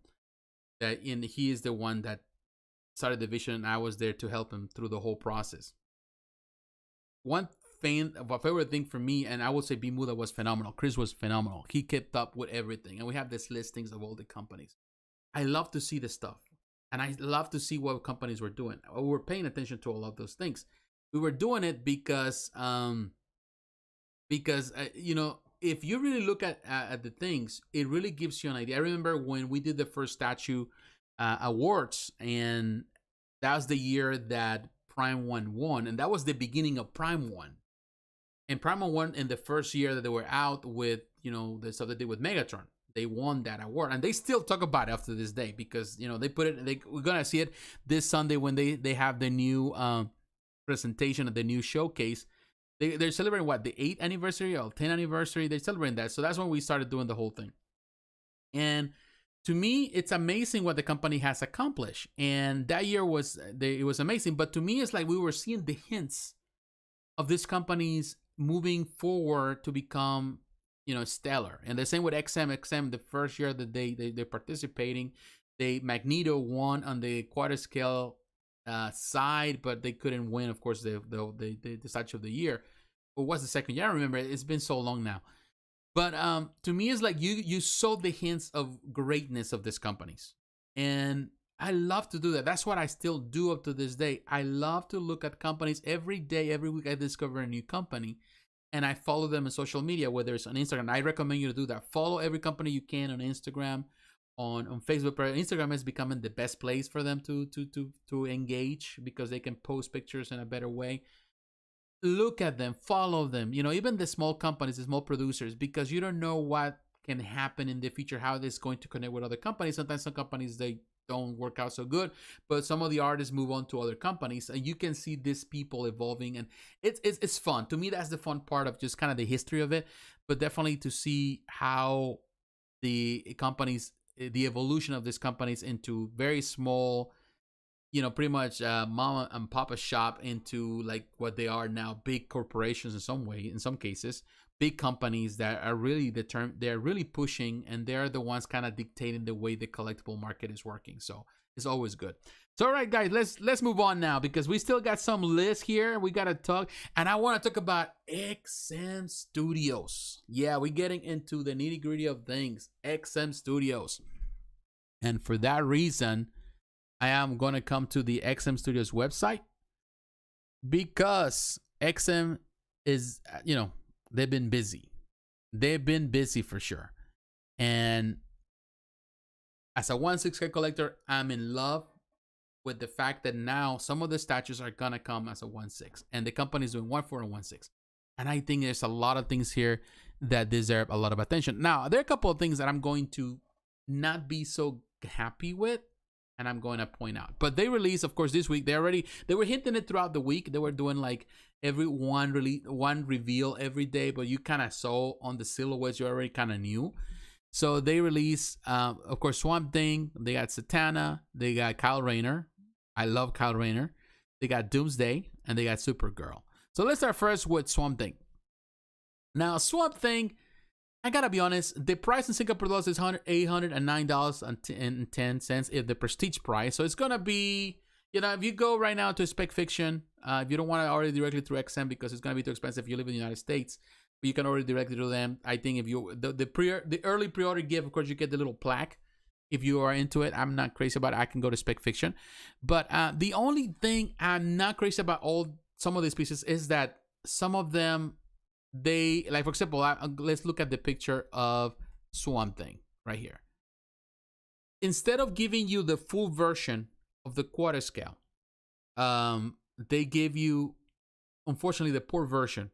They give you only one of the body instead of the change up torso. To me, that's disappointing, particularly at this price point. Yes, I know they were saying it's because they have to reduce it, and they make some changes and adjustments to the whole thing, and it's not a bad pose, but I still feel that you're getting not only the smaller child or the smaller sibling, you're getting the poor sibling. That's what I'm not crazy about, because, you know, Other pieces in the collection, they have done the 1/4. Of course, this is kind of out of the blue. They realized that they could this happen, so they decided to kind of go with it. But they did that with Flash, and that was my disappointment with Flash, because they announced Flash to be 1/4 and 1/6, and then you realize the 1/4 is the complete version, the ultimate version, and the 1/6 is just the poor version because it doesn't have the change out torsos. That to me is disappointing, and that to me kind of dissuades me from getting that version, because I feel like, what for? Because I'm not getting the whole thing. Might as well just get the 1/4, and the price difference is not that much. So that to me is the part where I'm not necessarily happy with the way XM is doing it, because I wish that you get, yes, the same version as a 1/6, but you get the same change out port, the change out parts. That to me makes it an ultimate version, and that to me makes it a reason to buy it. Now, like this, not saying that this is bad, it's not bad at all. It's just not the complete version. And, it has, it's just the way it is, And maybe they were saying because they wanted to save on the cost. That's what they said last time with Flash. And it's the same thing they're going to say with this. But to me, it's like, no, I just don't feel comfortable like that. I feel that I'm not getting the full version, at least with Swamp Thing. It is a good version, but I feel disappointed that you don't get the full thing. Now, Zatanna has the same situation. I love this one. I'm not going to deny it. I think Zatanna is great. And I know a lot of people are going to go for Zatanna because, of course, it's a 1/6, amazing. But the same thing, you get the one, only one switch out port, or you get the one, of course, with the hat, instead of the one that doesn't have the hat. So there's switch outs that didn't come with they come with the 1/4, are not coming the 1/6. So you're getting, again, the poor version. Not only the smaller version, you're still getting the poor version. And that to me is another thing that I'm going to be disappointed with. I'm not necessarily happy with this. Now, don't get me wrong. If you can overlook that, then go for it, because what other Zatanna out there as a 1/6 are you going to have? There's no other right now. There's no other, unless you go for cheaper versions. I think maybe from Diamond Select Toys or things like that, but that's about it. And they still are on the 1/7 scale. So 1/6 is it. This is it. And it looks terrific. And she looks gorgeous there for sure. And definitely has a lot of great detail, great paint job. But again, I wish I could have like switch up portrait or the other switches, because I don't remember. I remember because I reviewed all of this. I reacted to all of them when they came out as a 1/4, but I feel that this missing something there. I think it's a gorgeous representation of Zatanna. It's really good. It's well done, but it's not complete. She looks great though. She looks good, and I'm divided. Ultimately, I might end up getting it, but I'm still divided. I'm divided because I feel like, man, now you're cheating me. It's missing something. And I'm not happy with that. Now, the one that I will tell you that I'm definitely happy, and this is on my top list, and I'm going to get, although it's expensive, and that hurts my wallet for sure, but I'm going to get, because I said the same thing when this video came out. I says, if they ever do the 1/6 on this one, I'm going for it. I'm definitely going for it. I don't know how I'm gonna do it. Maybe I'll wait until it comes out, or maybe I put it on a payment plan. Who knows? I'll figure it out. 499 pieces. This Kyle Rayner, in my opinion, is phenomenal. You know why it's phenomenal? Because first and foremost, it is the same thing. There's no switch outs. There was no switch outs for the 1/4. So ultimately, this is technically the ultimate version of Kyle Rayner. I don't think there was a switch out. Unless there was I don't think there was correct me if I'm wrong. There was no switch out. So you're getting the smaller version. That's it. But it's still the same version. So to me, I'm okay with that. I'm not missing anything. So it's exciting. I'll tell you, I was thinking, man, and I said it on that video. If you follow me, I said it. I do like that. I do like that. That they have, I do like this. I want it to be 1/6, and hey, my prayers were answered, and it's 1/6, and I'm excited for this one. They still have the thing with the ring, what I was in crazy, and I mentioned sometimes the fluorescence that they do, XM does, is not necessarily my favorite thing, but this is just amazing. And yes, the pose, he could be standing instead of being sitting like that, or crouch like that, but still, man, the mega construct that he's having there, it's cool. The missiles also flying. It is just a cool representation. It's huge, and this is definitely, for me, this is it. This as a 1/6, I'm going to love it for sure. I already loving it, and I'm so glad. Definitely, this was great news for me. I already have a full list of things that I'm already on pre-order. Stuff that I already pre-ordered, I already paid for, stuff that I'm still taking care of. you know, I already have a lot of stuff. I'm preparing myself for other things that are coming down the line this year from Tweeterhead primarily. So I'm like, yeah, like I'm trying to survive, and also they some of the Kotobukiya stuff. So I'm trying to survive, and all of a sudden companies they throw this at you. It makes it more difficult, and you have to make a plan financial. You know, you have to make a financial plan to be able to take care of all these things. But it is not. I'm telling you, I'm definitely happy with this one. So, and before we continue with that, let me read some of the comments here. Let's says she looks great. I agree, but I feel many One Six collectors are resistant to a higher price point that a dual torso would bring. In some way, yes, but at the same time, I would say one of the problems that I have with that, the concept many collectors have, and many collectors are going to be divided by it. I think it's because in some way collectors haven't. The problem with this is the thing, and I gotta be very specific with this. Not familiar with this version of Green Lantern. I picked up the what's that, the Tweeterhead version. Me too. I'm waiting for that one. And this Calendar is in the 90s. That version that's from the 90s. So I'm definitely looking for that one. But I also picked up Stewart, John Stewart, from Tweeterhead, and I'm looking for one that's already paid for. So I'm looking forward whenever it comes. I don't know when because the delays and all that. But that one, looking forward to that one. But yeah, going back to what I was saying, I think the problem that 1/6 scale collectors have, or many collectors have, and the main problem all collectors have, is collectors are creatures of habit. That's just the way it is. Collectors love to live in the past because nostalgia. We love the past. We love the past. So because our personality loves the past, we also have the tendency to be people that are constantly on the same loop, on the same thing. You know, we keep doing the same things because we're creatures of habit. You know, I think I will tell you, every collector that I know is a creature of habit. They do the same things. They collect the same thing. They follow the same routine when it comes about cleaning their stuff.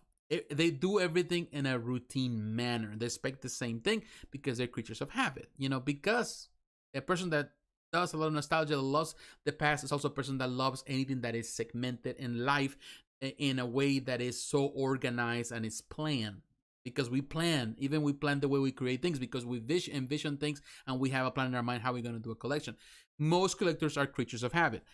This is the thing, because we live in the past. Now going into the thing of the pricing, we have the tendency to also get hung in the idea, oh, everything should remain the same. Because we do that with collectibles. We want certain things the way we remember them. So if we remember the price that we used to pay 10 years ago, we want the same price to be the same because we don't want change. And now the change has happened, is out of the control of the collector, because in reality it's nothing to do with the collector or even the companies. Now we're going to fight it back. Why are we going to fight it back? Because we're so accustomed to a price point. And we already have a plan in our mind how we're going to do certain things. We already do even a budget in our mind how much we're going to spend. All of a sudden, it throws everything off. And we don't like to be put in, pretty much walk in the dark. We don't want to be thrown into something that we have no control. Because we like control. That's the thing. A collector loves to control because they love to control the way they collect certain things, the way they display. It's all about control. So I think that's the biggest problem. Now, I'm not saying with that I'm saying that or dismissing what people are saying in regards to collectibles. I'm not saying that the prices are at the same time. Is because a lot of things that are happening are crazy. Now, yes, some people may not be decided by extra torso, but particularly on Swamp Thing. But at the same time, let's keep in mind that ultimately they are offering you a lesser version. Not only is a smaller version, but also even lesser. And they're still asking you for a premium price. So people are saying, well, why is the difference? Now you're doing less. Why is that you're still asking for a premium price? Well, you're definitely not offering the full package. So in some ways, there's some certainty, there's some validity, some truth into what people are saying.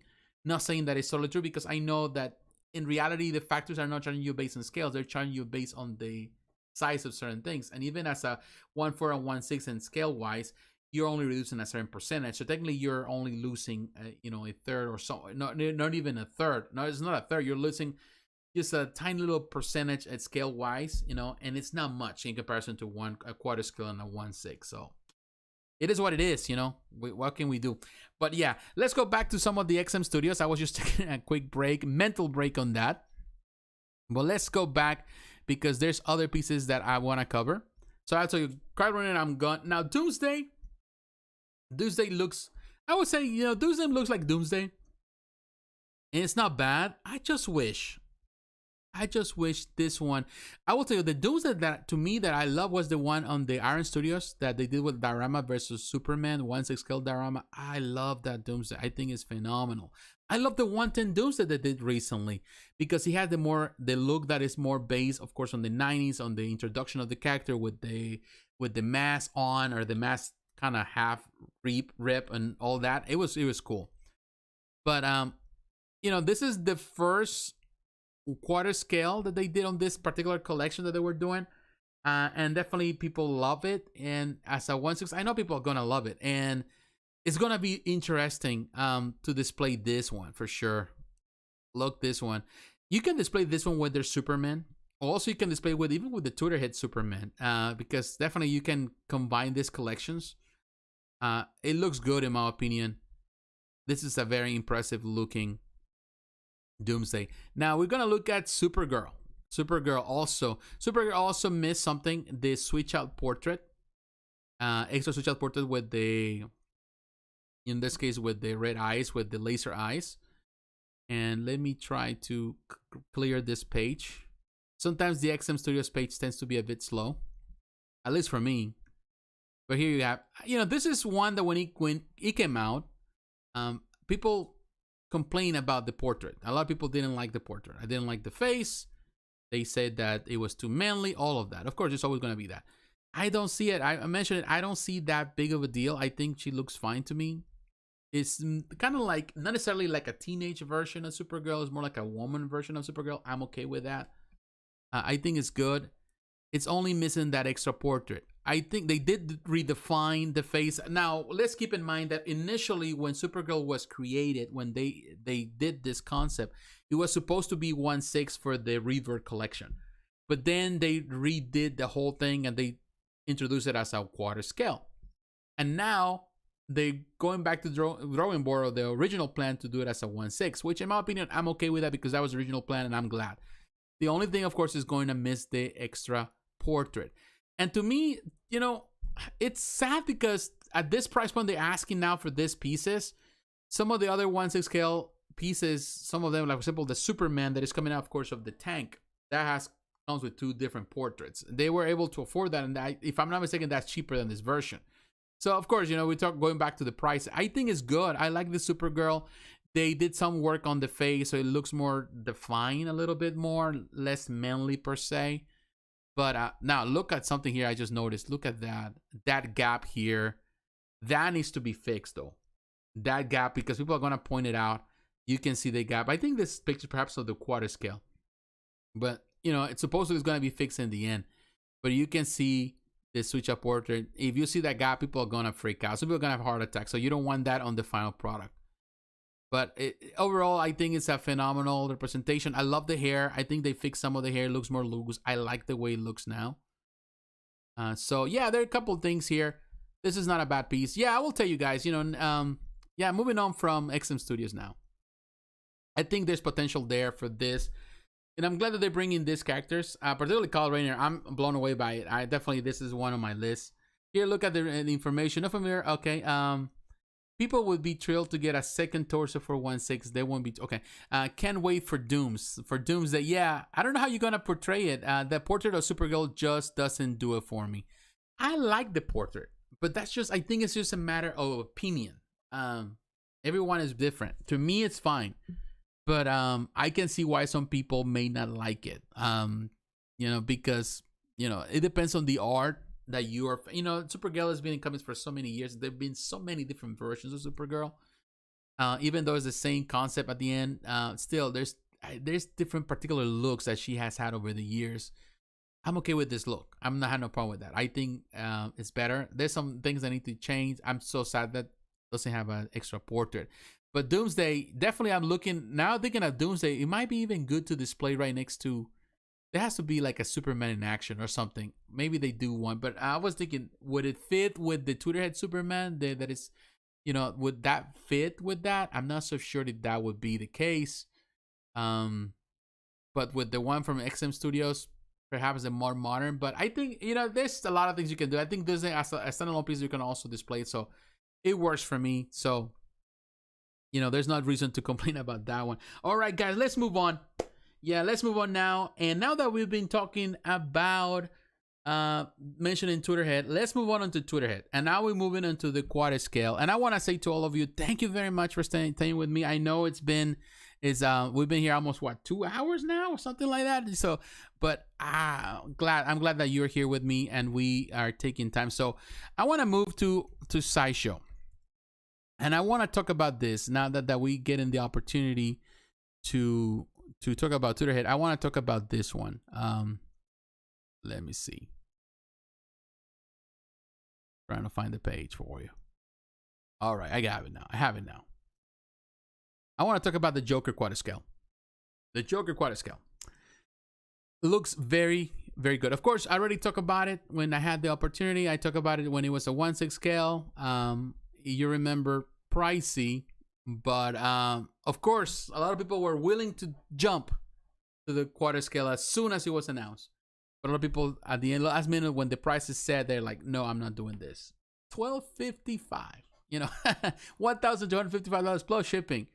That is not cheap at all. And of course, today, throughout the day, I'm reading through the comments since yesterday, people complaining about it. And, for obvious reasons, people, they were expecting this to be in certain price point, and all of a sudden, it's not. And people were making comparison to the Joker we're going to talk about in a moment from Prime One Studio by Jorge Jimenez, saying that the price is almost similar. There's a difference. Of course, the 1/3 is more expensive, a little more expensive, but the difference is not that huge. However, when you make comparisons, and we're going to look at that, of course, now, before we get into it, let's just give credit to the people involved here. We have Tiago Senobini, the sculptor, Guillermo Barbiero, my good friend Guillermo, also another sculptor. The design, you also have John Rasmussen, Tom Jellison, Andrew Huerta, David Igo, Liz Mag is the painter, Mike Flummer is the painter, and also David Fisher, painter. So this is a whole team, a dream team right here doing the work. I gotta be honest with you. I understand, but when you look at the measurements, this is, I think it's even bigger or the same size of the 1/3. It's the same height. So when people are saying that this doesn't deserve that, believe me, it's the footprint. This quarter scale piece by Tweeterhead has a bigger footprint than the 1/3 because the whole base, because of the chair, because of the stuff that he says on top of, the chair's on top of all this mountain of things. And then of course it has a lot of things. It does have switch outs. So yes, I'm not saying that I'm justifying the price. Saying, oh my God, I'm taking it. Give me, I pay it. So I'm not gonna do it. But what I'm saying is, I don't see a problem with the price. Yes, I know we can all cry about price, height and all that. I do all the time. But I feel that it's a fair price. Because ultimately, and yes, people were saying, well, trying to compare this with Wonder Woman, saying, well, the Wonder Woman, how much they charge for the quarter scale versus this, or Flash. But make no mistake, let's not just miss the forest for the trees here. Flash and Wonder Woman, although Wonder Woman is spectacular, and I have those compared, they already pay for and all that. I'm telling you this, those don't have the same level of detail that Joker have. No, they don't. I'm sorry, but they don't. They don't have the whole base here and all those little things there's so much detail in this piece. This is good. This is good, and I'm saying, I'm not gonna here just to say, oh yeah, I'm glad that everything is going up. No, I'm not. I'm not glad that things are going up. I wish things would just stop going up. I wish things would remain the same. Because I'm a creature of habit, like everyone else, like every other collector. But at the same time, I totally understand why it's that high. And I don't think it's because people were saying, well, Tweeterhead, people say I'm moving on from Tweeterhead because Tweeterhead has changed. Tweeterhead is not really looking for the collector. People are saying all kind of crap. I'm telling you, people say crap all the time in social media that they don't even know what they're talking about. I don't think the company is here, that the owner of Tweeterhead or the people who are Tweeterhead, I'm looking forward to stiff you or to rob you of your money. They're just doing they're doing their job. It is a living for them. They have to make a living, and they're trying to do the best they can. And I will tell you, when I'm looking at this, it was impressive as a 1/6, and yeah, the price was fair. But now with everything that is going up as a quarter scale, is going to be more expensive. It's going to be heavier. It's going to take more stuff to really produce. And and to me, I feel like, you know, if people are paying the same amount of money for crappy little vehicles from Iron Studios, I'm not saying that they're crappy looking, but you know, the crappiness thing of having such a vehicle and they charging you so much money for $2,000 for the DeLorean. I'm sorry. The Joker as a quarter scale, I think it deserves that price, you know. And some people are trying to justify the other thing. And I'm saying that I don't want to offend Iron Studios here, but to be honest with you, Iron Studios, sometimes it really blows my mind the way they price certain things, and I have said it many times before. So I will tell you that when I look at this Joker, although I feel that yes, it's expensive, I still think that they did a terrific job with it. And when I look at that base and all the detail that he has, I know it's going to be expensive to produce. I know the factory is going to give him a hard time. And if they have to raise the price and make it an exclusive with Sideshow, by all means, look at the comparison with, in this case, with, what's that, Harley Quinn. There's no comparison. Look at the footprint of that base. He doesn't have the same level of, it's not as tall, it's not as big, it's not as wide. So yes, I totally understand. I know, I'm not trying to make people feel bad because they feel, you know, they feel disappointed about this. I totally understand why they feel disappointed. But at the same time, you know, let's keep it real, you know, like we are going through a lot of things in the world. And companies, they promised to bring the S1 that's what people wanted. Now they don't want to pay the price. By all means, don't pay the price. Stick with the 1/6. You know, that's fine. The 1/6 is perfect as it is. Already sold out. It's on the wait list, the exclusive version. So, but if you really want a quarter scale that is very different Joker than any other Joker, and there are amazing Jokers. Believe me, there are amazing Jokers out there, and you don't really have to change. But if you really want something that is very unique and very stylized and very beautiful and different, definitely this is one that, you know, deserves some love. Look at this, the dimensions 26, and we keep that in mind, 26 inches tall to the top of the base. That is tall. And here you have the two portraits. That is good. People were saying, well, the prime one comes with more stuff. No, this one comes also with switch out parts. Look at this switch out part. You get the knife, you get the card, and the different portraits. Look at the details, the camera, look at the paint job. I'm telling you, as a quarter, so 1/6 was impressive, but as a quarter scale is going to be look more impressive because now you're going to be able to see more of the detail. So, you know, this is now the hope is that the factory does a phenomenal job with the paint job. Look at that. Love the detail. Even in the you know, the knife, the blade coming out of the shoe. That is really cool. Look at this one. I see it now, you know, the gas cancel that with the clear resin. That is nice. That's nice detail, man. You know, like, I don't know. Maybe I don't know. Maybe it's me. Maybe I'm just dumb. But to me, like, complaining about it and trying to blame the company and say the company is not doing and looking for the collector, that's just, to me, that's just bias. You know, that's just not right. All right, let's read some of the comments here. The Joker controversy.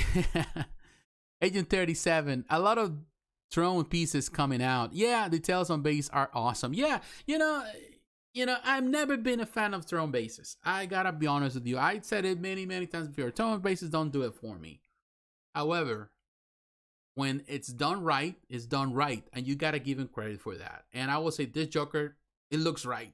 It really looks good. I think it looks good as the way it is. You know, it's perfect. You know, some characters don't need to be on a throne. Like, for example, people do the I've seen like a lot of commissions or private things or whatever. I seen like Deadpool on a throne, or characters that don't need to be on a throne, like Flash on a throne, things like that. It's like, I don't need to see Flash on a throne. Flash needs to be running. That's how we know. Joker can get away with it because it's Joker. He's definitely there. He's not sitting like a king. He's sitting there like, you know, he doesn't care. He doesn't give two, you know, to turnips about anything. You know, like the place, you know, the gas is everywhere. That place is gonna catch on fire. He's just there being the Joker because he has no respect for life, his own life either. So to me, it is fine. You know, you don't have to be, like say I'm not ready for a throne statue yet. I don't think I am either. You know, and believe me, I've been collecting a lot of times and I've seen a lot of great concepts, but it's not my thing. I respect those who love it, But I think this piece, for what it is, for what they're giving you on the whole ordeal, I think is well deserving of the price. I may not like it, but it is what it is. As soon as they said that they was going to 1/4, in my mind I knew, oh yeah, it's gonna create a controversy. I knew it, because I said yes. Once they see the price tag, people are gonna be crying out. They're gonna be saying all kind of things, because in my mind I'm thinking, yeah, increase the size of this one, it's gonna go up in price really, really quick. And it was. So I don't know what people were expecting. I don't think people were expecting. Yeah, of course, people were expecting a lot less. But to be honest with what you're getting here, like for people selling it for a lot less, they're gonna sell it at a cost. So perhaps they're gonna sell it at a loss just to try to please some people. At the end of the day, they are here in some ways. Business are to please people, but also to sustain the people that work for the company. That's how it is. Love to see King Grayskull mode on Throne. Yeah, that'd be cool. Now, of course, with Tweeterhead doing all this stuff they're doing for, for the Masters of the Universe, there's a lot of potential to see a lot of stuff. And what I'm holding on, and that's the one reason I'm holding on for some pre-orders, so to get some stuff on pre-order, like Kyle Rayner, I'm holding on for a little bit, is because I'm looking for that Masters of the Universe, 1/6 scale Battle Cat with He-Man. I'm looking forward to that, and I'm already feeling it that it's going to be on the $1,000 mark, perhaps the $1,200 mark. I have a feeling about it. And I hope I'm wrong. I hope it is cheaper, but at the same time, I have to admit it. That's how the prices are nowadays. So if it's $1,000, something as big as with Battle Cat, then definitely we're gonna look for some prices. That's the reason they haven't said much lately, because they still work in the ins and outs of the whole production thing, and that's gonna determine the price. So yeah, that is what it is. And we can say that. Now I want to move on. Now that we're talking about Sideshow 2, because Tweeterhead do this partnership with Sideshow. I wanted to look at this one, and this is just a hint that was given and for Sideshow. And this is, I'm coming to Screen Rant, and it's not on pre-order yet. I thought it would go on pre-order because now, of course, Sideshow does this pre-order last minute thing. It's not on pre-order yet, but I think it deserves attention. And this is the thing. I don't know why Sideshow does things. Instead of just kind of releasing this or showcasing this, with collectors and in other venues, they go into this Screen Rant, pages, which technically it's a market necessarily for collectors. But at the same time, it reminds us that Sideshow knows its audience, and he knows that they need to grow that audience. So they're trying to push some stuff with people, the casuals, the people that don't know much about. They know about Sideshow because they have seen maybe the commercials or whatever, but they're not as Sideshow collectors. They're not always buying statues. They're not statue collectors. So they're trying to market that, go into that market. And it's, we can praise him for doing that. But at the same time, it's in some way kind of sad, because I feel that in some ways, Sideshow has forgotten that the importance of keeping things in-house, or in the sense that you want to keep your fan base, or the people that have put you in business first, rather than the casual fans. I understand, Sideshow has changed. It's not the same.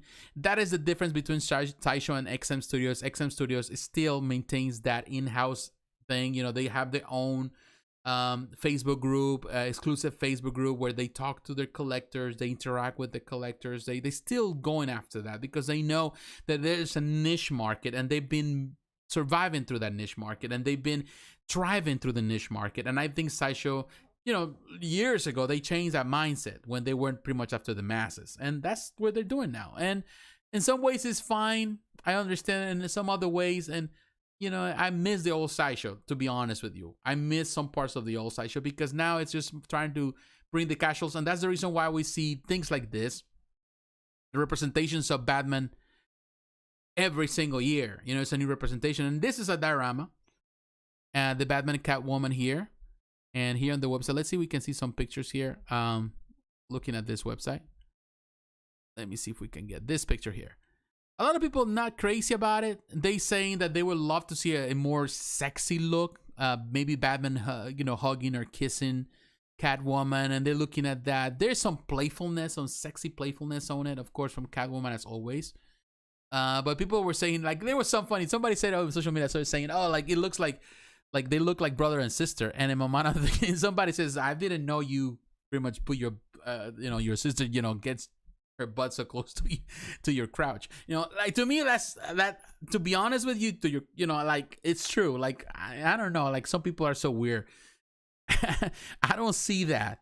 To me, I don't see like brother and sister hug there. There's some sexy look to it, and it's fine, at the same time. And like you can see, I think the portrait is really, really well done. To be honest, I think it's really fantastic. Now, the person involved in this sculpt here is Maria Panfilova. Panfilova is a phenomenal sculptor. She has done stuff for XM Studios. She has done stuff for other companies. She is a phenomenal sculptor, and she's the one that worked on this one. And probably there's other artists. We will know more when this is released, but I think the potential is there. At the same time, there's a disappointment to know that you're getting another Batman and you're getting another Catwoman, and some people would prefer for these spaces to be separated, but I still think that it's just a cool concept. The base, in this case, the cape is very, very long, maybe too long, but it looks good. I will tell you, I will be. It's extended approximately 20 inches tall. Oh wow! So that means 20 inches tall. I'm trying to think. Is that a 1/5 scale? I don't know how tall that base is going to be. So it might be a quarter scale. Might be a 1/5. Who knows? We will know more when it comes out. But, for the time being, I will tell you, it was a nice hint. And I will say Maria Panfilova is a phenomenal sculptor again. I think she did a phenomenal job. So we can give her credit for what she did there. Whether we like it or not, or whether we are fans of the whole concept, or whether we're fans of what Sideshow does, which is repeating the same characters over and over. All right. Sideshow has become a beast of a company catering to every kind of collector. You can count on Sideshow for what you need. That is true. Although the problem with Sideshow is this. Yes, you can count on Sideshow with a lot of different licenses. However, they're not producing every single character. They're only producing main core characters over and over. How many Batmans they have released so far? How many Batmans are on pre-order? That's the thing. That's what really dissuades a lot of collectors. That's what disappoints collectors, and that many collectors end up moving to other companies. Someone said Batman doesn't look interested. Yeah, I said that. He doesn't look interested. But at the same time, it's a concept. It's sexy in some way, not super sexy. But at the same time, some people go crazy. They want pretty much the two characters almost having sex right there on the whole thing, because some people are weird. They would like to have something like that, and they'll pay money for that. But to me, I'm not that weird. There are things that I'd rather to keep in the bed than in my bedroom. They're trying to post it on a statue and let my family and friends come and look. Hey, look at that! Look at that! Those two guys doing in the sex act. I don't want that. This piece kind of reminds me poster from Arkham City game with Batman and Catwoman. Yeah, somebody mentioned that too. That they would love that poster. That particular poster was very cool. That poster is cool. So it has some of that vibe, but that poster is like they're back to back to each other. It's a beautiful poster, believe me. It's a beautiful poster, and I love Arkham City. But yeah, it does have some similarities with that. Probably 1/5. Yeah, because I'm looking at 20 inches, and it looks like the base. Looking at the base, it looks kind of tall. So that is probably gonna be a 1/5. It's gonna be 20 inches. It definitely is gonna be small. So that is, and perhaps that is the reason why they went after the casual fans through a Screen Rant, because if they bring it to the collectors, everybody's gonna just diss that whole thing because it's not a quarter scale. Because the main collector at Sideshow right now, of course, is a quarter scale collector, and dioramas are not something that I really care much about. Although dioramas do well, but primarily they want quarter scale stuff. Mama, he's trying to stay focused, or he better make sure his underwear is tight. Yeah, because man, I'm telling you, there's other representations that have been done in the past. Even the 1/6 that DC Collectibles did, where the Batman, and Catwoman kiss, which is based on the art of Jim Lee. Phenomenal little piece for sure.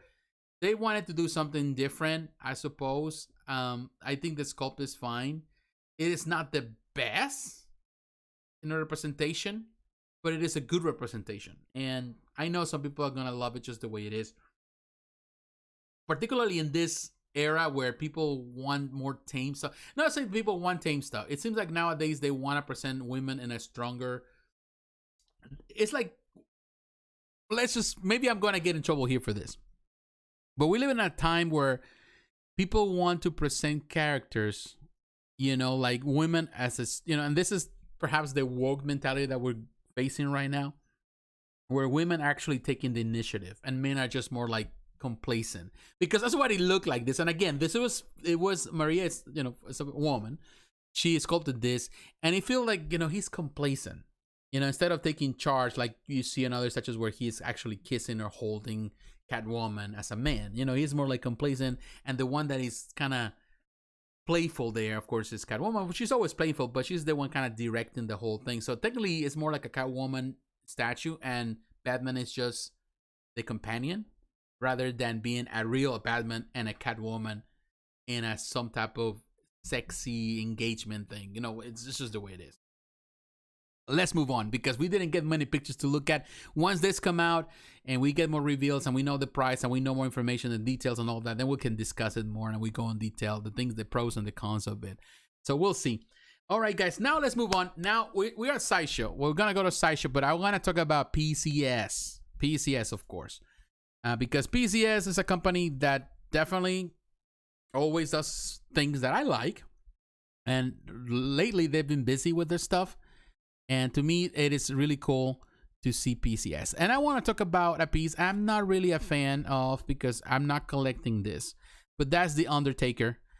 This is the Modern Venom. This is the second version they have done for this. And this is $705, a quarter scale. And this is going to release sometime between June and August of next year. So definitely there's plenty of time for that. We don't know who is the sculptor here, who is the one working. This is a quarter scale. Now, looking at this, you know, if you're a fan of, you know, wrestling, the WWF, WWE, then definitely Undertaker, it has inspired. It's going to inspire you. And I know some people love this, and there are fans out there that love the whole collection, and they've been producing so many different statues. I think it's fine. It is a fully sculpted piece. Definitely tall, because the character, in this case, the wrestler, he is tall. You know, so definitely is going to fit on that. The base is simple. It's the same base they used for the other Undertaker they already released, or the one that is also on pre-order, if I'm not mistaken. 26 inches. It's really, really tall. Now, keep in mind, the same thing going back to the Joker. The Joker is going to be 26, so it's tall. So they're both tall. But look at this one. Simple base. Not much to it. The face, of course, fully sculpted, no leather, no pleather, no nothing like that, no mixed media. So that is a plus for those who love that. Yeah, because I don't think that's mixed media at all, if I'm not mistaken. I might be wrong. Let me look at the details here. Yeah, it doesn't say on the materials, but to me, it just looks like everything is sculpted. When I was looking at it, I didn't see anything like a material. It doesn't say either. But here you can see the companion pieces. This is the other Undertaker, the SummerSlam 94. This is the other version that they have done, 655 pieces. This is actually available right now. That is a very interesting piece. So technically what they did is the same base, as you can see. They just did some changes to it, but this one comes with switch out parts. And that is good, and it's even cheaper than the one that is on pre-order. But as you can see, they have done some other pieces in this collection. As you can see, yeah, Hulkmania, Hulk Hogan, the Ultimate Warrior, Macho Man. So Stone Cold, Steve Austin right there. So, you know, the collection has been doing The Rock, for example, they did too. So, you know, it is an interesting collection. You know, we can say that. And if you're a fan of wrestling, then definitely you're going to love this one. Now, let me look at the comments. Or nothing going on. All right, let's look here at this piece. That is the reason we came here. And now we're getting into the 1/3 realm. I want to talk about Purgatori. Purgatori, this is an interesting character. It's always been. This is the foe of Lady Death. This is the enemy, the antagonist. And since the 90s, it's a very popular character. Now, of course, it's on the hands of Dynamite Entertainment. They're doing the comics. There's no edition size yet. $1,380. $1,280. Some people were trying to compare this with the quarter scale. What was that? Some other pieces from XM Studio saying that why is the difference of the price? They were trying to create some drama today. But to be honest with you, you know, XM Studios, PCS, they're two different levels. You know, companies that are considered in different realms. Now, Purgatori, I will tell you, this piece is really, really impressive. I am impressed by the way the statue looks. I'm not necessarily a big fan of this, the Lady Death or Purgatori. It's never been my thing. You know, even back in the 90s, I read some of the comics, but I was never really inclined to go for it. But But to be honest with you, they've done such a fantastic job. Now, I want to point out that the sculptor here is Mark Newman. And Mark Newman is a phenomenal sculptor. Phenomenal sculptor. He does amazing work. And believe me, he did a fantastic job with this piece, as you can see. It looks impressive. Looks impressive. Look at this. The detail. Of course, sexy look, if you like that. I definitely wouldn't be able to have this at home. You know, my wife would say, take that demon out of the house. First and foremost, and you know, and second, definitely super hot. You know, this is not necessarily for everyone, but believe me, they did I don't know who painted this, but whoever painted did a terrific job. The wings look amazing. The the job that was done there, it is really good. And here you have the swap out bangs on the hair, so it has two different portraits. That is interesting. But man, Mark Newman did a not terrible job, did a phenomenal job. It's terrific for sure. Look at this one. Look at amazing. Of course, the body is amazing. The base is amazing. The paint job is amazing. The detail is amazing. I think it's a fair price, you know, and not for everyone. Now, the wingspan is going to be a challenge for a lot of collectors.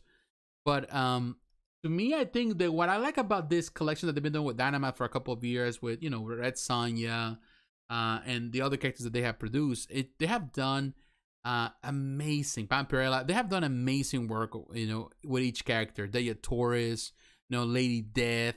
Now this character is really terrific. So it's impressive to me. You know, again, I'm not into this character. I've never been. I know the comics. I've read the comics, but I've never been into it. But I will tell you, it is impressive, and I know a lot of fans are going to go crazy for it. And definitely, that is a phenomenal piece. And there's no edition size yet. Mark Newman did a very terrific job, and for that reason, he deserves praise. So that is super cool. All right, guys, let's look at some of the comments here. Somebody's making some comments. It's nice, but I don't know what character it is. Yeah, well, this is based on Lady Death. Lady Death is a character that came out in the 90s. It's a comics. Try to remember, what was the name of the comic? Let me go back. I forgot the name of the company. It was a company that actually went defunct. It went bankrupt. And but that company in the 90s, they were in the comic shops. You know, you saw a lot of that. In this case, the creator is Brian Pulido. He is the one that created Lady Death, and it was super popular. Of course, this sexy look in the 90s was a crazy time where a lot of these new companies were producing stuff. You know, like bringing particularly a lot of violent stuff. You know, sexy characters. You know, like all these babes and bikinis and all that kind of stuff. So, you know, that's when it was originally published by Coffin Comics, if I'm not, that's the name of the original. It was actually, no, Chaos Comics. That's the one that went bankrupt. And then, of course, it went into different publishers, Cross Gen, Avatar Press. And ultimately, of course, now it's been produced or been published by Dynamite Entertainment, but Brian Pulido still owns the rights. But in this case, Purgatori is the enemy of Lady Death. They're both enemies and they fight each other. But Purgatori was also very popular in the scene of comics in the comic shop. So ultimately, also she has her own stories, her own comics. So it is technically all those characters. I wouldn't say that they are on my top 10 list of characters, but definitely there's a fan base out there for them. So yeah, that's what it is. You know, that's what it is.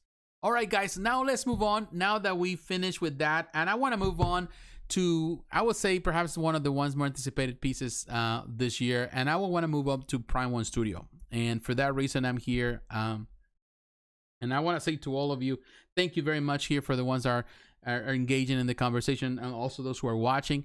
But let's move on to Prime One Studio, because Prime One Studio always is impressive to me, and as a company, they do amazing stuff. And I want to talk about, first, I want to talk about the Jurassic World, the Next Level Showcase. I got to tell you this. I'm not sure if I'm going to do live this Sunday, because it's going to be, it says 10 a.m. Japan time, which I think is going to be, I'm not sure it's going to be 8 p.m. or 9 p.m. Sunday here, Eastern Standard Time for me. So depends how I feel. If I'm for it, if I'm not tired of the weekend, I might just do live, but I will let you know. You will know for sure if we want to watch it live. I love to watch this stuff live, but if it's too late, I'm just not for it. But if not, I will make a video pointing to something that I like or whatever. I'll do something. I don't know, but I haven't decided yet. You know, I'll decide. I'll know for sure. If I decide to do it, you'll know. I'll have it posted and all that. I will let you know, give you an advance. I know other people are gonna do it, but I like to do it on my own way. You know, other people do it differently. I do it my way. Maybe you can join me. We can watch it together if you like. You know. Oh, no problem. You're welcome. I just want to give you an idea because I know a lot of people don't know much about it. You know, I know basics because of the character. I've read the comics, but I don't follow the whole story. But I know the basics. And Purgatory is technically the enemy. There are the two main characters there. At least the two. They're constantly battling each other. Lady Death and Purgatory. And Lady Death was already produced by PCS. So it's on pre-order. So now, of course, they're gonna be two companions if you like Lady Death and of course Purgatory. But now looking at next level showcase, like I said, I may be able to do it. I don't know, but you stay tuned. We'll know for sure when the time comes. Now here we are. I want to look at the Prime Collectibles figures. Now we're looking at the three. These are vinyl figures. If you're you love the Jurassic World stuff, definitely this is something worth looking at. Now we're gonna look first at Delta. Then we have Charlie. Here you have all the different. They got blue. They have a lot of them here. So we're looking at Delta, which all of them they're cheap, $100 if I'm not mistaken. But these are 110. Now 110 at this scale, it's pretty decent. You know, like. It's pretty decent, the size of one of these creatures, one of these dinosaurs, and they're looking amazing. I love the detail what they do with these vinyl figures. Prime Monster does amazing work. I've seen some reviews of some of the stuff that already has been released, and it looks really terrific. So you don't even notice the difference, like in between Polystone and that. So they're really great. So you can create this whole diorama with all these different dinos. That's going to be cool. And of course you have Blue, and then of course the partners or his companions.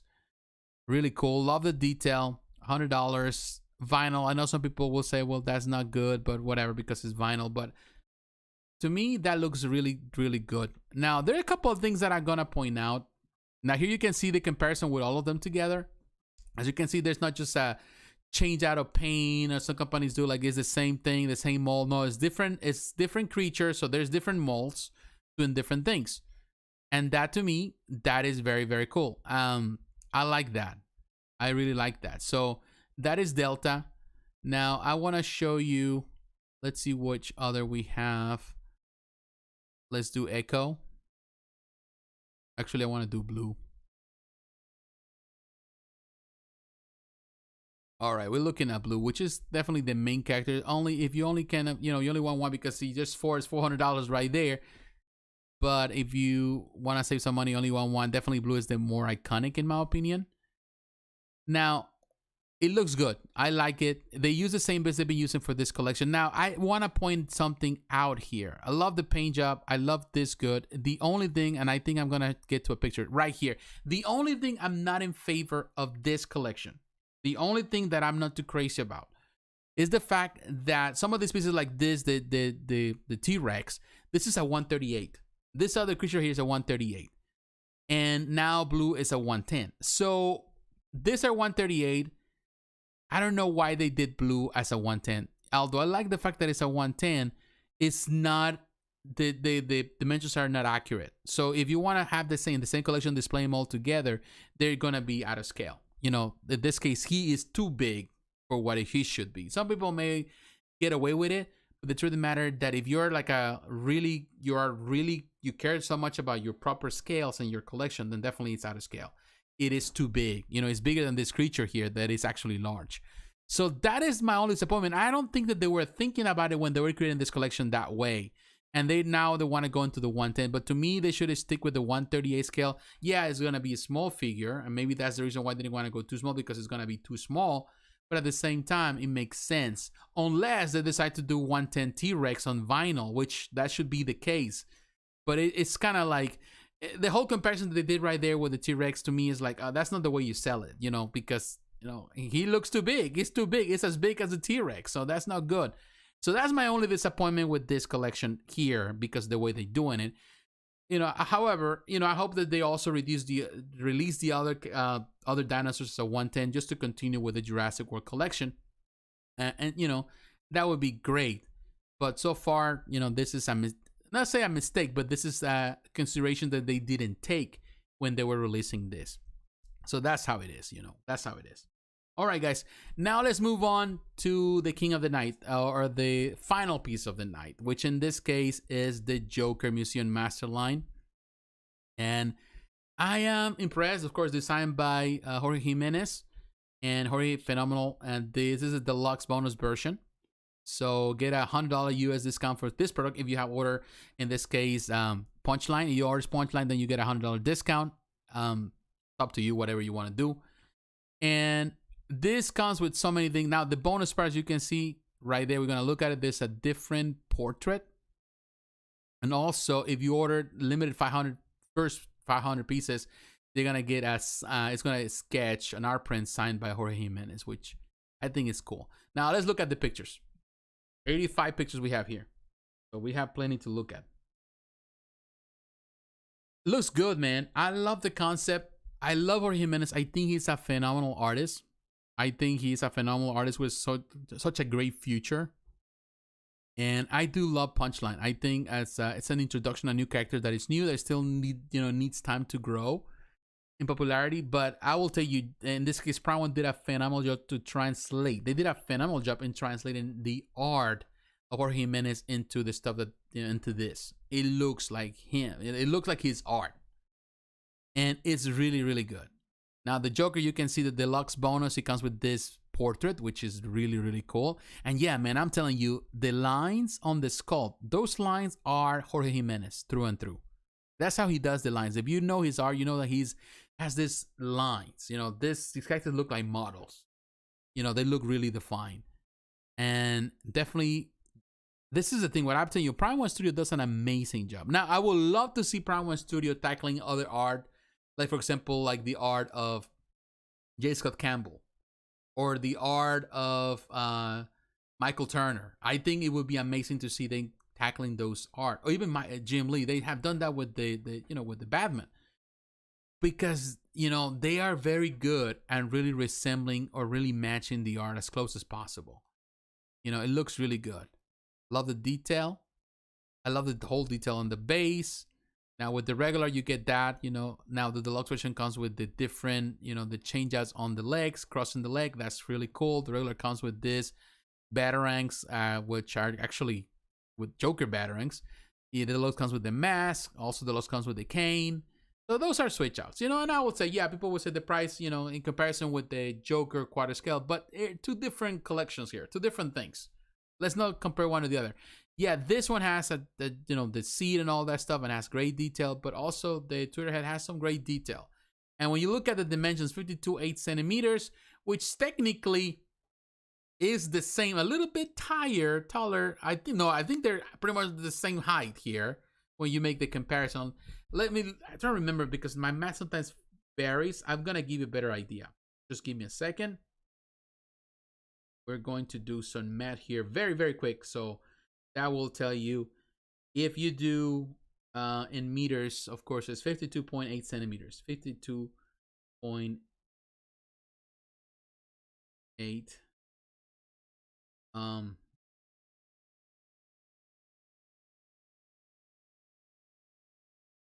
Okay. I need to change that because meters, I'm gonna do it in centimeters. I hate this app. Okay.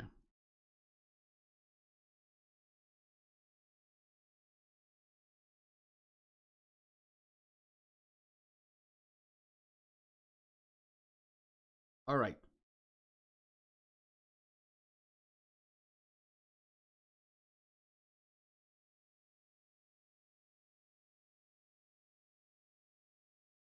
Okay.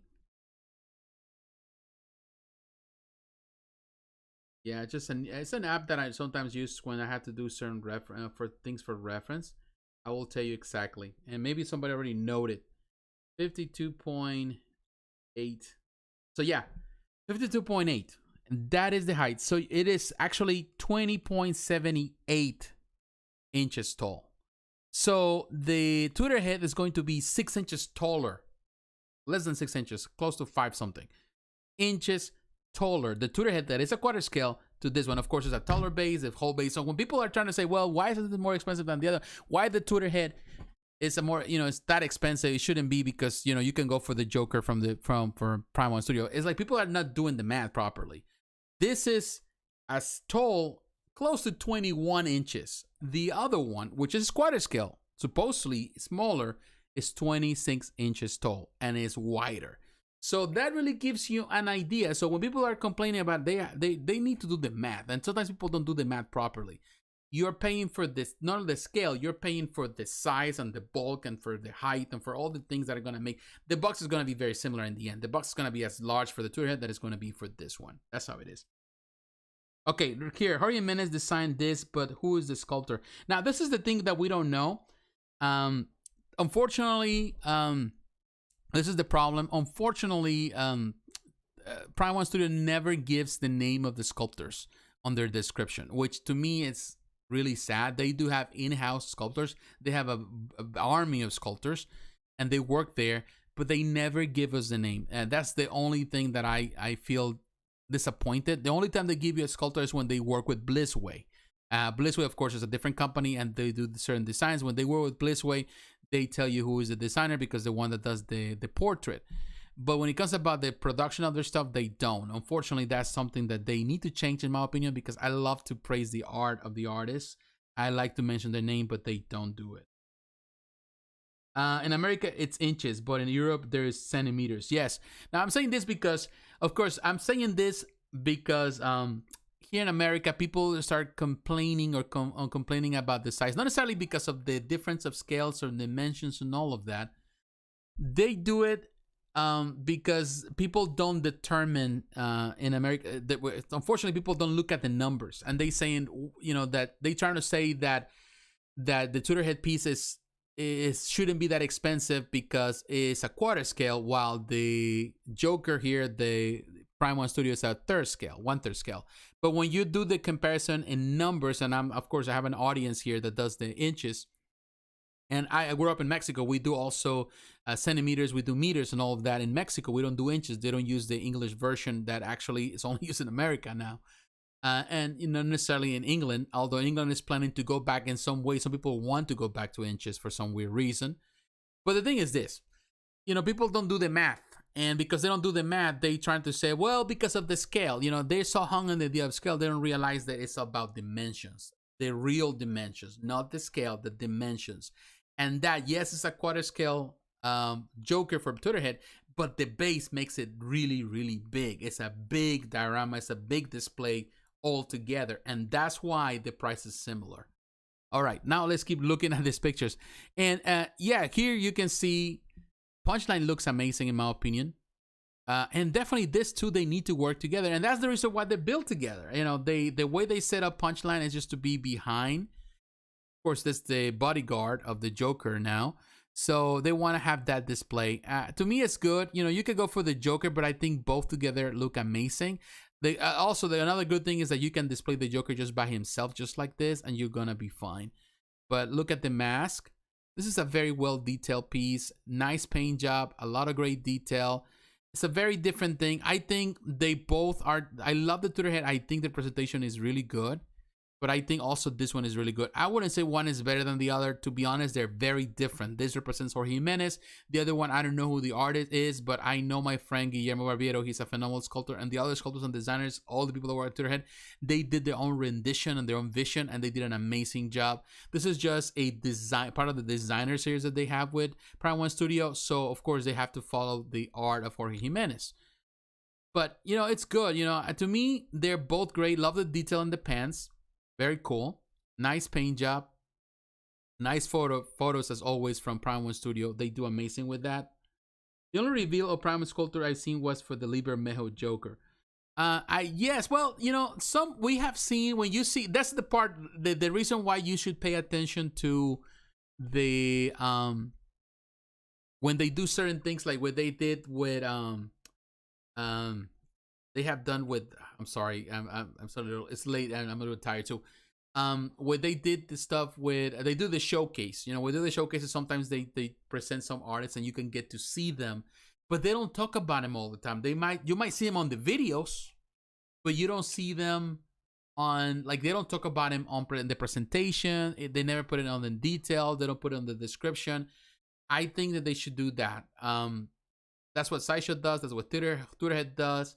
The companies that don't do it, like XM does it. The companies that I will always blame, or I will always in some way chastise for not doing it, would be Prime One Studio.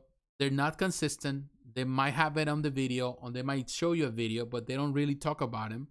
They don't talk about the painters. And the other company will be Iron Studios.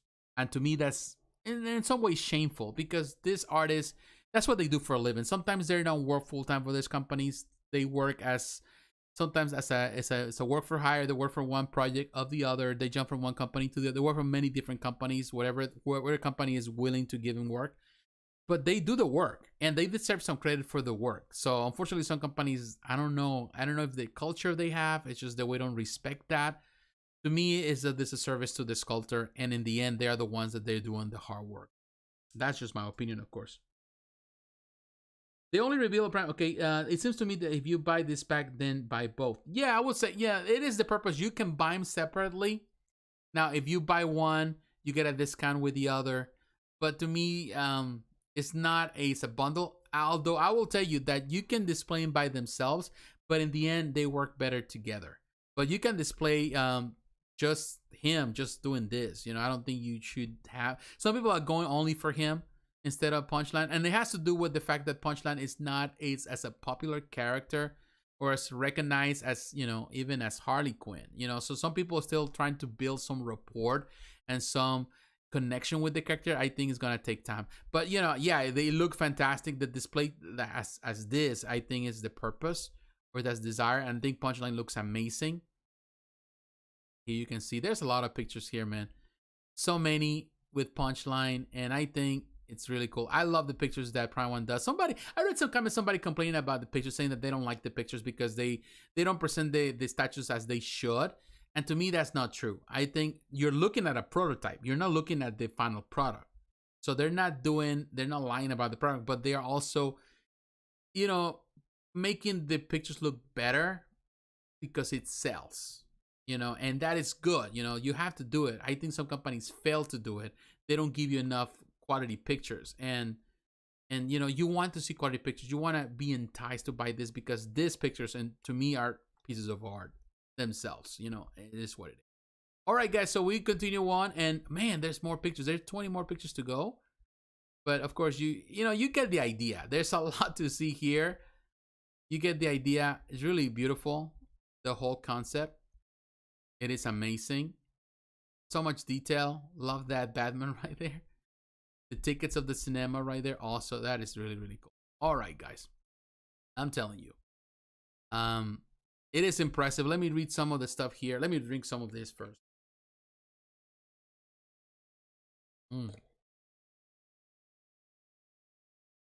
Yeah, it was relatively recent. It just happened not long ago. So yeah, I think that's the reason collectors are, you know, on the fence about spending that kind of money for a character that is just brand new. But I do believe that we're gonna see more of Punchline in the years to come. I'm sure this is gonna keep, because it has been well received by a lot of the DC fans, So we're gonna see in the years to come. They're gonna push this character more and more, because you know, they brought Harley Quinn, and they pretty much emancipated Harley Quinn. So now they need a character to take that place that I think people want to see. So yeah, that's what it is. All right, guys. Now coming to the last minutes of the video. Really, so much to say. Today was amazing. I want to say to all of you, every person that has been watching, that is still watching this, I want to say thank you. Thank you. I do appreciate your time. It means a lot to me that you take the time. I'm looking forward to these videos. I know they take long. I think this is probably the longest we've been in this video, in this format. But it's amazing. I'm telling you, this week blew my mind with the collectibles. There's so many collectibles that were showcased and presented. Some companies didn't do much. Iron Studios didn't do much. Didn't present anything, and the other companies didn't say. They stayed quiet. But I do believe that it's good. You know, it's good that the companies, hopefully next week is not as crazy, because man, I want to be able to do this in lesser time too. But it's so much that I like to cover, you know, so many things to talk about, so many collectibles. Again, like I mentioned earlier, I'm gonna have the timestamps. Good stuff as always. Oh, thank you, Batman. Thank you for always watching and supporting and following on Instagram too. All of you, if you haven't followed me on Instagram, follow me there. I would be cool if they release Statue of Punchline with Harley. We will see it. Definitely, we will see it. Somebody's gonna do it. Whether it's Sideshow, whether it's Prime Studio, somebody's gonna do it. You know, it's going to be an interesting concept. I will tell you guys, it definitely, these companies are doing so much stuff that it blows my mind. You know, you too, late night trip. Have a good night. So much stuff. You know, it's so much stuff these companies are doing. It just blows my mind. You know, it's just, it's ridiculous the stuff that they're releasing. You know, like the amount of the stuff they produce. At the same time, it's scary as a collector because you feel like, man, the train keeps moving. The train is going really fast, and you gotta jump on the train if you want to survive here, or you're gonna be left behind in the station. And the problem is that you know what to do. You know, but at the same time, keep in mind that with so many options, also there are a lot of alternatives, and that means also the older pieces, they go on sale, or people are getting rid of them, so they can open the door for the new stuff. So also that opens up, and I gotta talk about it one day. That opens the door for collectors to really dig into some of the stuff, you know, that they weren't able to do it in the years past, but now it's cheaper in some way or form. So there's always an option. Some stuff stays up there in price, but some stuff people get rid of, you know, the way the same money that they pay for, maybe a little more, but what they pay for, they get rid of because they want the newer stuff. So that really gives room for more stuff. Of course, there's a saturation in the market, but at the same time, it allows for more stuff out there to be able to find, and that is always a cool thing. It's always a fun part of the hobby that sometimes people miss because everybody's so so intrigued, or so their eyes are only fixated on the new stuff. But you know, there's more stuff out there. My friends, I want to say to all of you, have a good night, and I want to say to you, I appreciate your time. Let me read some of the last comments. Yes, Prime 1 does release a lot of statues, and in addition, high quality ones. Yeah, for sure. But I want to say to all of you, thank you very much for your time. I hope you have a fantastic weekend. Again, not sure if I'm going to do the live stream on Sunday with the Prime 1 Studio Showcase. I'll see. It depends how I feel. It depends how things go over the weekend. If I'm not tired. If not, I'll find something else to do on the week, and maybe I'll talk about that in a different video, or I give you my highlights of the things that I like, or maybe I just simply make segment videos or whatever that video is. I don't know yet. I'll decide. But I want to say to all of you, have a good night. Thank you for tuning in. Take care, my friends. God bless you.